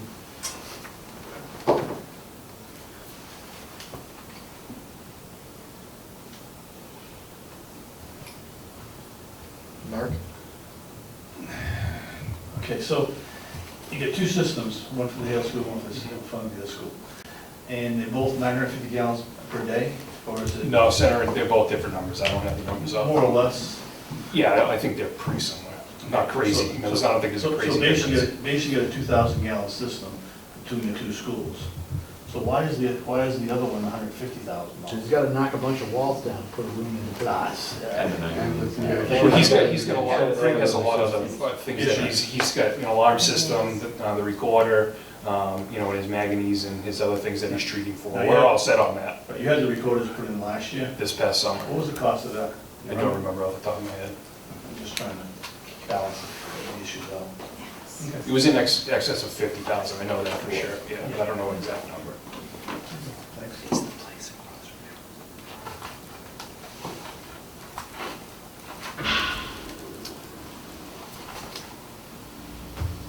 Anyone else have any questions? Please come.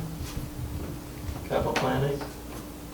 And I still have the same question about the PFAS numbers and how solid that number is. Yeah. Did you guys have it tested? And it was high, over the 70? No, No, well within threshold. I think the highest number we had was 37 parts per trillion. But with the oncoming potential regulation, you opted to go straight to bottled water. Out of abundance of caution, I think I should read it. It actually does say that they have draft regulations out for public comment. Oh, they do? So it is far enough. Jim. Yeah. Hey, Jim. Rich You want it? needs to leave. Okay, it's got, It's an okay. emergency. Do you want it? Okay. No, it's fine, it's fine. Sorry. I just wanted to know that information, so. All right, does anybody have any other questions for the school? This doesn't affect the high school? I guess it's not our building anyway, so that would be, we would pay a portion. Both Sawyer and Emerson campus and the high school. Okay. Has the high school been tested? Yeah. And it's below the limits, below the 20? Yes. Do they have a filtration system there? No. Really? Just different So we should- aquifer. So we should just get their water and bring it over. If the town of Stow wants to buy a tractor truck, take your truck, we'll most certainly do that. Okay, thank you. Thank you. Thanks for coming. And adding to the discussion, that's good. All right, Jesse. Ready for you.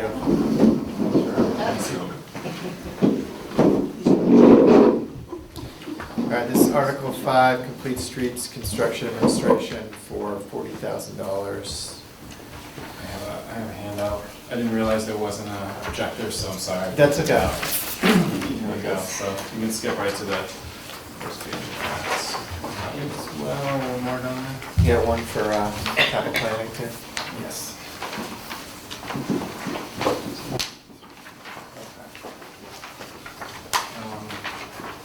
So if you want, I can give a little bit of context here. Yeah, that'd be great. Okay.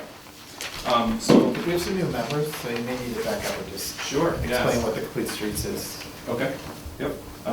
So we in town have a Complete Streets Committee, and several years ago now, we passed in town a Complete Streets policy, which basically said that in all of our transportation improvements going forward, that we were going to give at least an equal shake to pedestrian and bike improvements throughout town.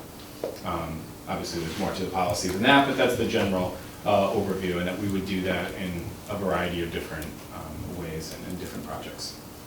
So we formed a Complete Streets Committee to be able to kind of shepherd that process along, to meet on a fairly regular basis, talk about upcoming projects. We completed a prioritization plan, and in 2018, we used some of those top priorities as our first funding request from the state program, and we were awarded funding for several projects. So 2 of those projects are scheduled for construction for the 2020 season. They were originally scheduled for this year, but you know, quite frankly, we didn't want to have 3 different construction projects on Route 117 in one construction season. So we asked for an extension, and MassDOT gave us an extension until next, I believe, September of next year to complete these projects that they provided funding for. So that's the map is on the first page here. One of the projects is an intersection realignment at Old Bolton Road and Route 117. And the second project is a pedestrian push-button signal at the intersection of Harvard Road and Route 117. And these were 2 projects that were on the prioritization plan that kind of fit the criteria for what we were looking for, and the state decided that those are 2 that they wanted to fund. So just a little bit on the next page after that, a little bit of what that plan looks like at the Old Bolton Road intersection. We currently have a 25% design. We're working with our consultant to push it to 100% design. It's fairly simple in terms of the engineering and the different technical things involved. But the same goes for the Harvard Road pedestrian signal. That really is the installation of a signal, a little bit extra sidewalk, some repair of sidewalk, concrete wheelchair ramps installed on both sides of the road at that location. And just for context, this is the one area in a fairly long stretch between town center and the Bolton town line where the continuous sidewalk along that stretch actually crosses the road. And that's right at that intersection. And so I think that's probably why the state saw that, given that we have, you know, around 16 to 18,000 cars a day on that stretch. It's a pretty high priority intersection. So those are the 2 projects. Like I said, we've been advancing them through the process. At this point, we do have, well, let me back up and just say, what we know now through experience is that we definitely need construction administration for these types of road projects. And just as importantly, we need bidding and awarding services from those consultants as well. And the reason being is that if we are to go out, unlike, let's say, a planning project or something that we bid ourselves, we can answer the questions, we can provide documentation, we can get somebody, a consultant, up to speed and through the bid process. But on a project like this, if somebody comes back and asks a question about you know, something that has to do with drainage calculations or something of that nature, we just don't have the technical expertise to issue addenda, provide them the feedback they need to get them to give us a bid that we think is going to be solid.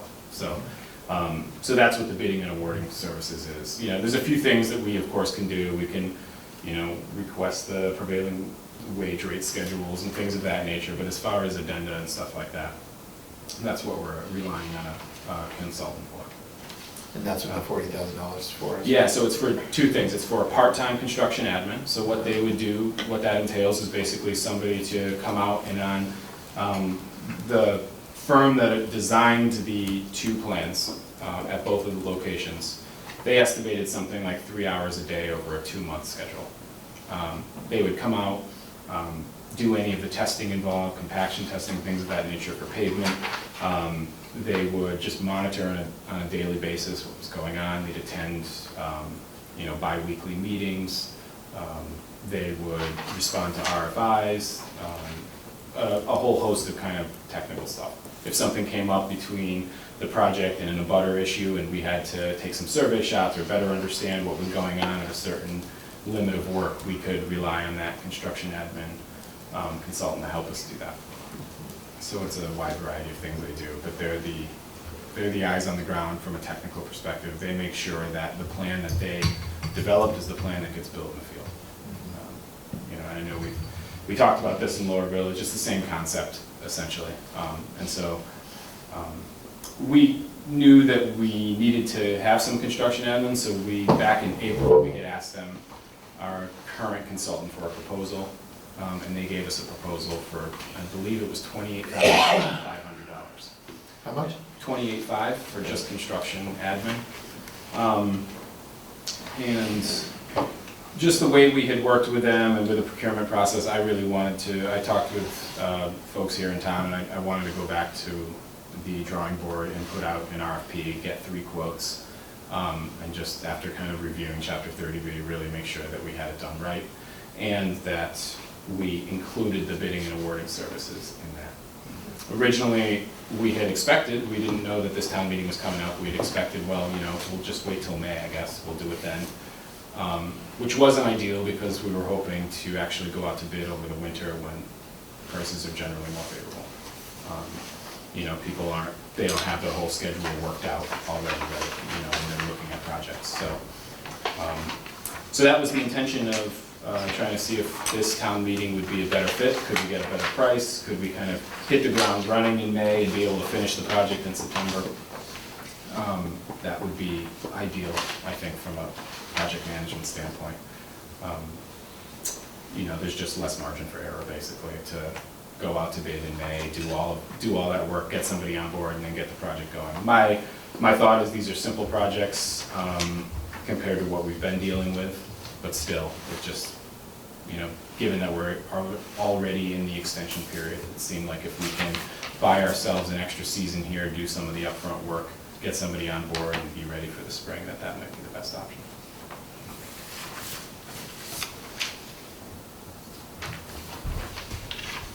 Was the decision to push this off from the spring, was it strictly because you want 3 projects going at the same time? Or was there more, were you still working out the details of how this was going to go? Asking for the extension? Yeah. Well, this was originally going to be out in the spring, right? Yep, it was going to be 2019. And it was delayed. Yeah, I mean, definitely part of it was the public safety component. Both the police and fire chief are on our Complete Streets committee. We had a discussion about what does it look like to have commuters hit 3 different projects on one stretch. We know our fire and police station are right in the middle of 2 of those projects. So there was that component. And then there was just staff overkill component. Obviously, Lower Village was our biggest priority, still is. Not wanting to have to juggle 2 other projects, however small, during that project period was another consideration. Just I didn't quite get what you were describing engineering here.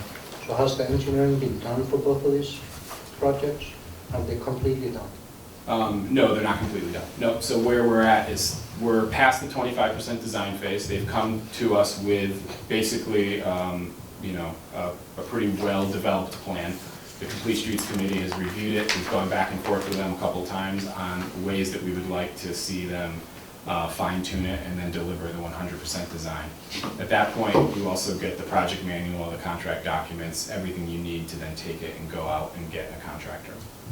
So is that funding for that, that's already, you have already that funding, or is funding for that included in this? Yeah, we have the funding to get ourselves to having 100% design and contract documents. Okay. Yep. So that design firm, is that the same firm that you're proposing to have construction oversight? Not necessarily. That's why I'd like to go back out through an RFP. Obviously, it's nice in some ways to have. Unfortunately, we've seen this work both ways. I'm still under the belief that it's good to have the same person working on the construction admin as design the plan, because they know it best. Nonetheless, you know, the original proposal came in. I just thought that having 3 bids go out and see if we can get a couple other responses is still worth our while, especially at the cost that it is. And generally, you know, when we originally got TEC, our contractor now, on board, we had not contemplated them or added into kind of the RFP that brought them on board, the idea of them doing construction and bid award. And I don't want to be in a situation where it appears that they're just getting the next phase of the contract. I want to see 3 bids go out and get them back. Mr. Luca? So the pedestrian light, that's the only one that I know of crossing 117 in Stow. That would be the only pedestrian crossing light on 117. Is that really the highest priority location for a pedestrian crossing light on 117 in Stow? I would definitely be willing to kind of talk about other priorities as well, but of the several, when we applied for funding, basically, we knew that there was a ceiling of funding that the state would allow, right? So we were choosing as a committee what projects were high enough on the priority that could kind of fit this puzzle piece together. I think it might have been 7 or 8 projects that we applied for. And the state basically took a look at all of the ones that we applied for and chose just a few of that mix. So I would agree there are other higher priorities.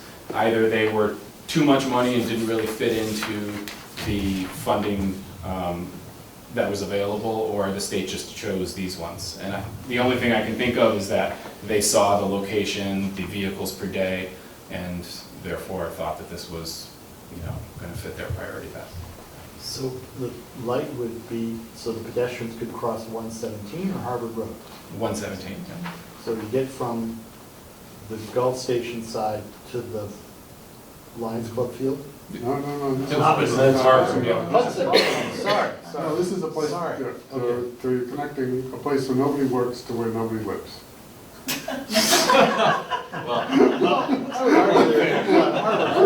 That's it, people live over here, nobody lives over here. There's the path, there's the path to get to the community park there.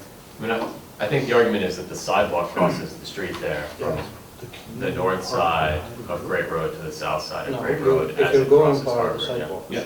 It's a Yeah, there are north-south two connection. sides, yeah, there is a sidewalk on this side of this road. and- Yes. This, yeah, okay. I have the sidewalk on it if you want to take a closer look. Yeah. Right. I mean, there are some other priority crosswalks in town, but I don't think any that have the speeds that this one does. Okay, so this connects the 2 longest existing sidewalks in the town of That's Stow. correct. Yeah. That's a justification, I can get behind that The sight line justification. is I'm sure, yeah, good. I think it's kind of speed. Could we move this if we wanted to? Could we put this down closer? I watch kids every day crossing from the middle school to go over to Russell's and get some chips after school, and I watch people blow through that crosswalk all the time. So could we move this one? Could we move this light closer to the schools? No, but it doesn't mean that we can't contemplate a different project at Like- a different time. Yeah. The state approves not just this light, but for this spot. Exactly. Okay, so we Or could, This very Okay. specific project. Okay. Yeah, that's right. Will this light turn red when you push it? Just blink. Nope, actually, there is a photo of it that I believe is accurate. It's on this page here, and you've probably seen this. I think there's a pretty good example, unfortunately, one of the models they had came off the market for a little while, then went back on, but I think on 117 in Maynard at the Assabet River Rail Trail crossing is a very similar light. And I think it's yellow flashing lights back and forth. And that's what this would be. So like the one at Hudson too, in the rail trail. Yep, exactly. They're pretty popular now in terms of this model. So what happens is you come up to the light, you press it, there's the flashing, there's also an audible function that's supposed to kind of, if the ambient sound is high, it's loud, if the ambient sound is low, it's lower. That's part of the ADA. Driver yielding rates of 80 to 90%. So you have a 10% chance that a car won't yield. It's pretty high that they won't do. Yeah. As opposed to the 100% that you get now without the limit. Yeah, exactly. That's true. Yeah. Was So the, it's a 90% reduction. Okay. what happens to the funding if the extension period expires? And we haven't used it. Yes, I would assume that they would probably find other projects that were going over budget somewhere else in the state for that year and apply it. I'm just guessing, but I would assume that's what they probably do. So not necessarily, but probably. Not necessarily. I mean, it just probably depended on the scenario. I mean, if we had to, something came up and we had to go back to them again, we'd try that before we just gave up. But I would assume that's probably what would happen. And the, explain the numbers on here, it looks like you need 31 and you're asking for 40, is that? So I think so what I had done was I looked at the proposal that we had received and looked at some of the bidding and awarding services percentages that we had on our Lower Village project versus this project to try to extrapolate out since we, as soon as we found out about this town meeting, I started putting together the RFP, but of course we haven't had a chance to see those.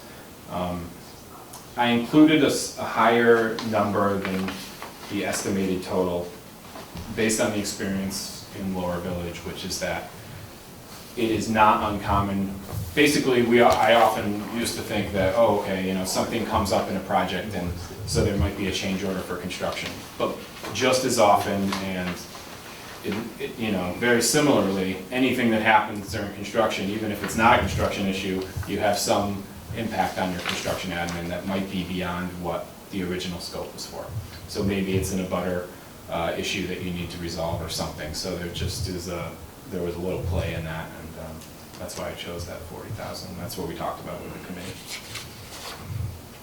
Certainly we have the RFP at the ready. If we thought that this was going on to the warrant, we would get it out there ASAP and try to do it on a quick schedule. I think it's as quickly as 2 weeks we could potentially be seeing bids back, so we could have a more firm number rather than that plug right here. But we do know at least the lion's share was the 28.5 that we had gotten back in April. I should expect that there'd be a slight increase. It's not too long ago, but it's rare that it goes down. So would you move a lower number? I think if we were able to get a bid back and we saw clearly, hey, the bidding and awarding services is about what we thought it would be, and then I wouldn't see the need for that contingency there, yeah. Okay. Yep. Do we actually have funding from the state that's been approved? Yes. Okay, and what's the dollar amount? What are we actually doing on Old Bolton Road? I understand the light, but what is Old Bolton Road? What is that project? Yeah, so right now, Old Bolton Road basically comes in to Route 117, I'm sorry, I think. Good angle, yeah. Yeah, pretty good angle there, and there's a little island as well. So basically what the project would do would tee up that intersection a little bit better, so that rather than kind of zooming out towards 117 and looking over your shoulder, you're coming in and coming to more of a T at the stop, looking both ways, taking the turn. At the same time, the intersection would include what we're calling a bicycle slip lane. That would roughly use the same kind of trajectory that cars use now. So vehicles would come to a T and bikes would be able to slip through that intersection without having to navigate the intersection with vehicles. And they much more easily can look over their shoulder, make sure that they've got the right time and then scoot out. So a couple of benefits there. So how much money we actually get approved for this? So the old Bolton Road project, I believe, was approved for 180,000. Okay. And the Harvard Road project, I believe, was 35,000. Have you talked to the abutters that live there to find out if there's any issues? Because I mean, I would think that the Harvard Road, the light would be on the Stow side, not the Bolton side of Harvard Road, which is where he's done a bunch of work on his property just recently. Yep. Have you talked to the gentleman who lives on that corner there and find out if he's in favor with this? So I've sent, the gentleman you're referring to, I've sent 2 or 3 letters to at different stages saying, hey, we'd love to hear your feedback. I've done that with others and talked to them. Yeah. So that property owner I have not spoken to on the phone or met with, but we've been keeping everybody apprised in writing. I have spoken, let's say, with Applefield Farm, from folks on the other side of Harvard Road, to try to get some idea of what their thoughts were on the concept But plans. the guy that's going to be impacted the most, you haven't heard back from? I have not. So it'd probably be critical to find that out. What I did ask our engineers on a couple of occasions was to confirm whether or not we need any easements. And there's only one small stub of sidewalk that we could potentially need to reconstruct, and that would require construction easement. My opinion is just because you have the right to do it doesn't mean you should mess the guy's property up to, if it's not really a big requirement, you know what I'm saying? Harvard Road has been like that for many years, Old Bolton's been like that for many years. And these people are impacted by these projects you guys do, and the residents are the ones who should be concerned about, what's gonna happen, rather than just say, well, let's screw it, rather than get screwed in the end. The project doesn't really work.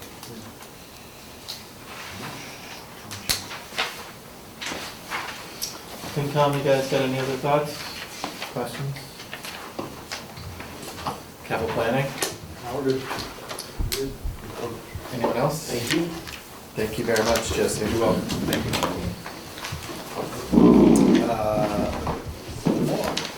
Article 6. We have standards. Blocks, no. Yeah, box. Do you want me to do anything? Yeah, sure.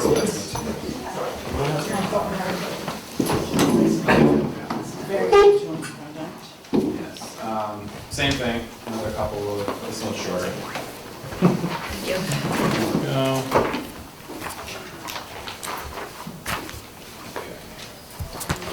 Sorry.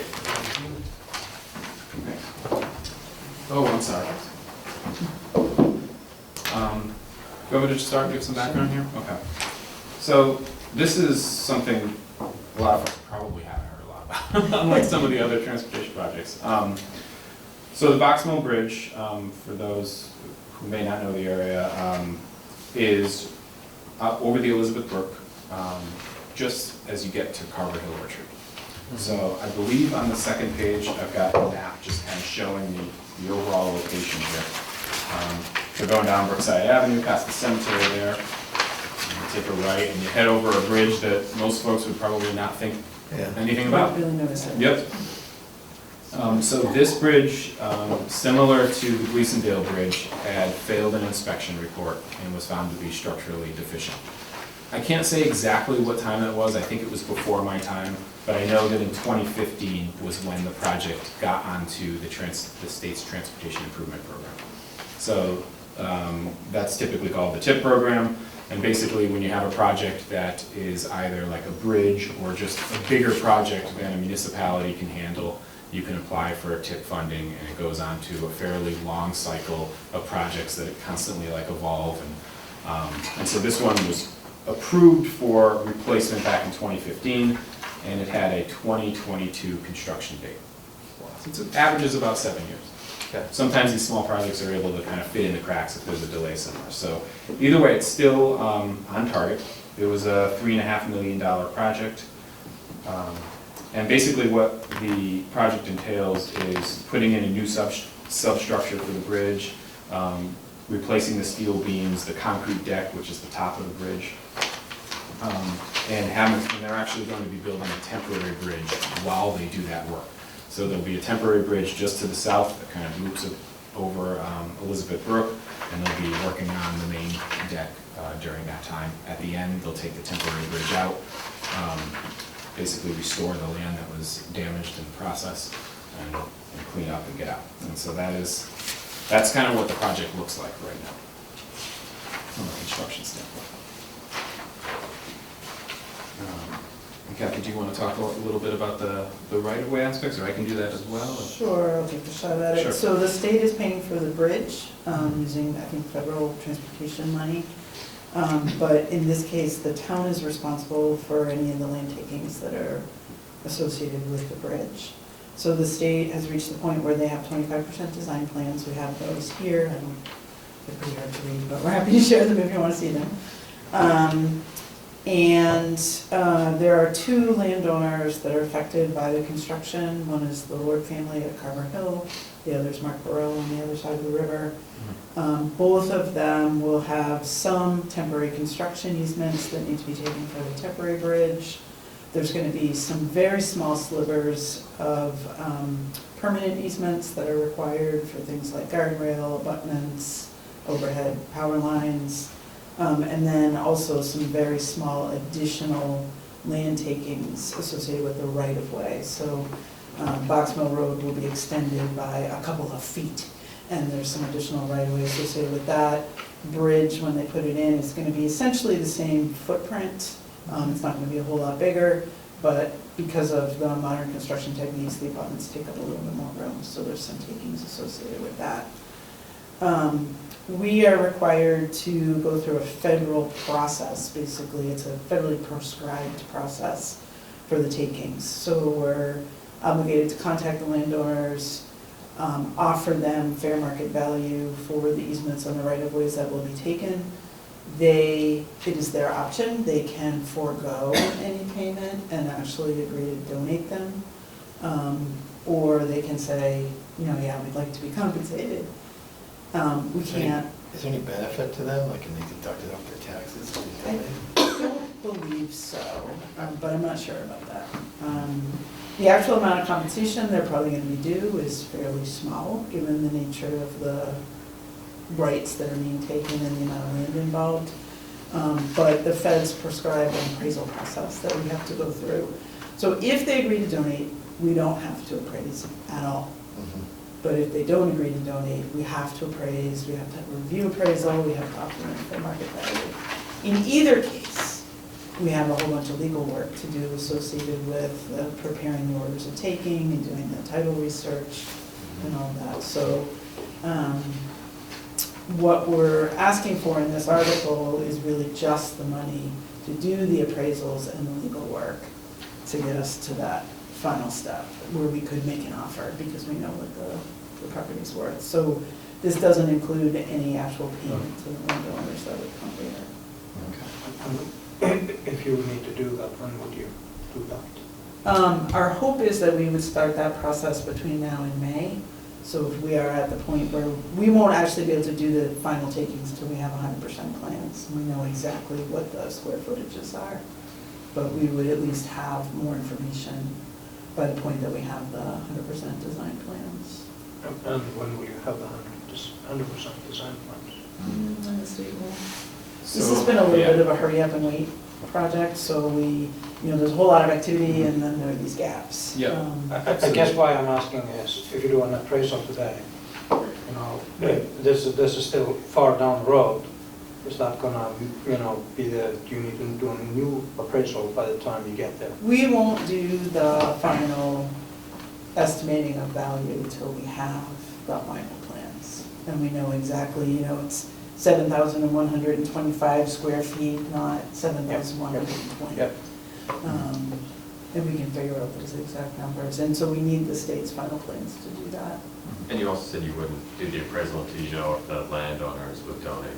Correct. So the appraisal cost is entirely contingent on that. Correct. So we know the way it breaks out, just can you put it on here? Yeah, so the legal cost, John Whitten estimates at about $9,000. We would have that either way. If we don't have to do the appraisal, then we wouldn't need the appraisal. I'm assuming you've spoken to the two families that impact this. Have they given you any sense as to whether or not they're willing to? I would say we don't have a final answer. Okay. And it may be that one wants to be paid and one doesn't. But I don't know that, so I don't actually really want to speculate. They have not given us a final answer. The bridge exclusively serves Carver Hill.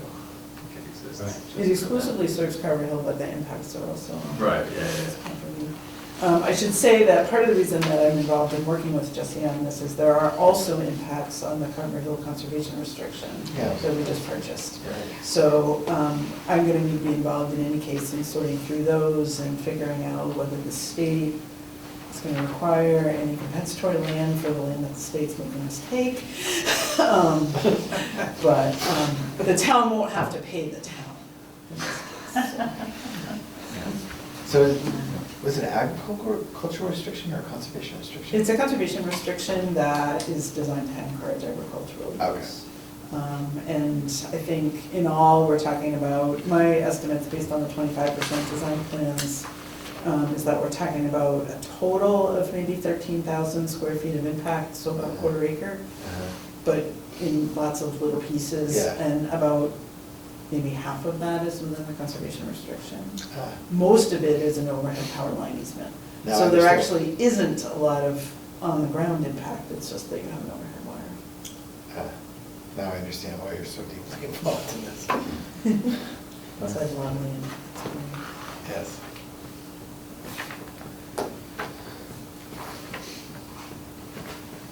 Anybody else have any other questions about this? When would the project kick off? If this was, I guess you get the rest of the money if we needed it. The actual construction, or? I think It's still on this is saying it's in September 2022 2022. too. Yeah. Oh. Yeah, so I mean. This is all in preparation for that period.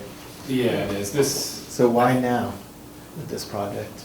Well, we can identify what the right-of-way issues are going to be now, and we've definitely spent over a year and a half talking about right-of-way issues on other road projects, so just kind of letting everybody understand what the context of the project is, the general, the general design. As they reach 75% design is when they confirm the right-of-way. So our goal was to say, hey, let's go out and talk to the landowners now. Let's make sure there is no roadblock that we haven't kind of unearthed as we get closer to 75% design when it's much harder to go back. So it just seemed like, let's get this project going now, because we'd hate, the thing about the tip is we've waited 7 years. The idea of getting to 2022 and scrambling or having to be like, well, we need one more town meeting to get the, the right-of-way resolved. This is because it's on us, but the funding is done through the state and the feds. It just seems like, let's make sure we have our ducks in a row by the time we get close. The other piece is we are going to start to need some help from town council with the process. So, as soon as those bills start coming in, bills start saying, who's going to pay them? So it would be great to have a little bit of the legal money in place for that, even in the short term. Because the federal process is very complicated. Yeah, there's going to be more communication, legal communications, than I think maybe otherwise, yeah. And then the state's already been trying to insist that town council be present at certain meetings, and we said, no, we'll call them when we need them. But, and we'll continue to do that, but there is some point that he's going to need to begin to engage. Anything else? Okay. Thank you. Cool. Thank you. Thank you. Thank you again.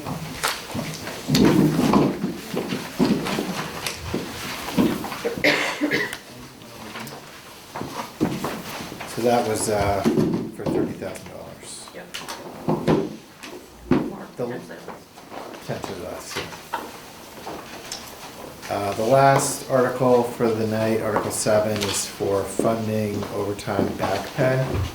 So this is back pay that was incorrectly calculated in fiscal year 18 and subject to the Federal Labor Standards Act in the amount of $3,337.65.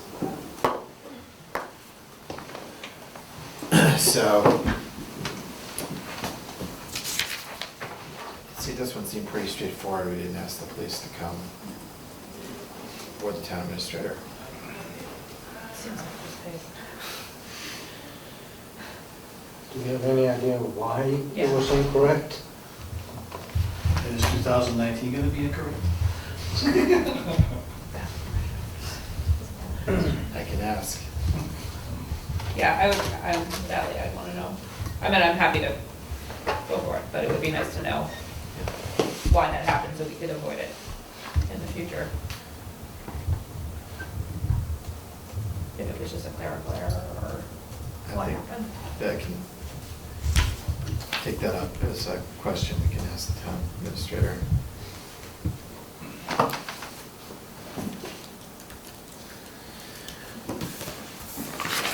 Anybody have any other questions or thoughts?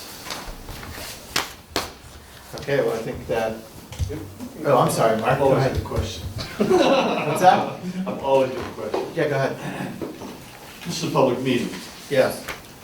Would it be better at a public meeting to let the people coming in know that the handouts they're giving to you guys probably should be handed to us as well, so they bring extra copies? Because it'd be nice to know what we're here for.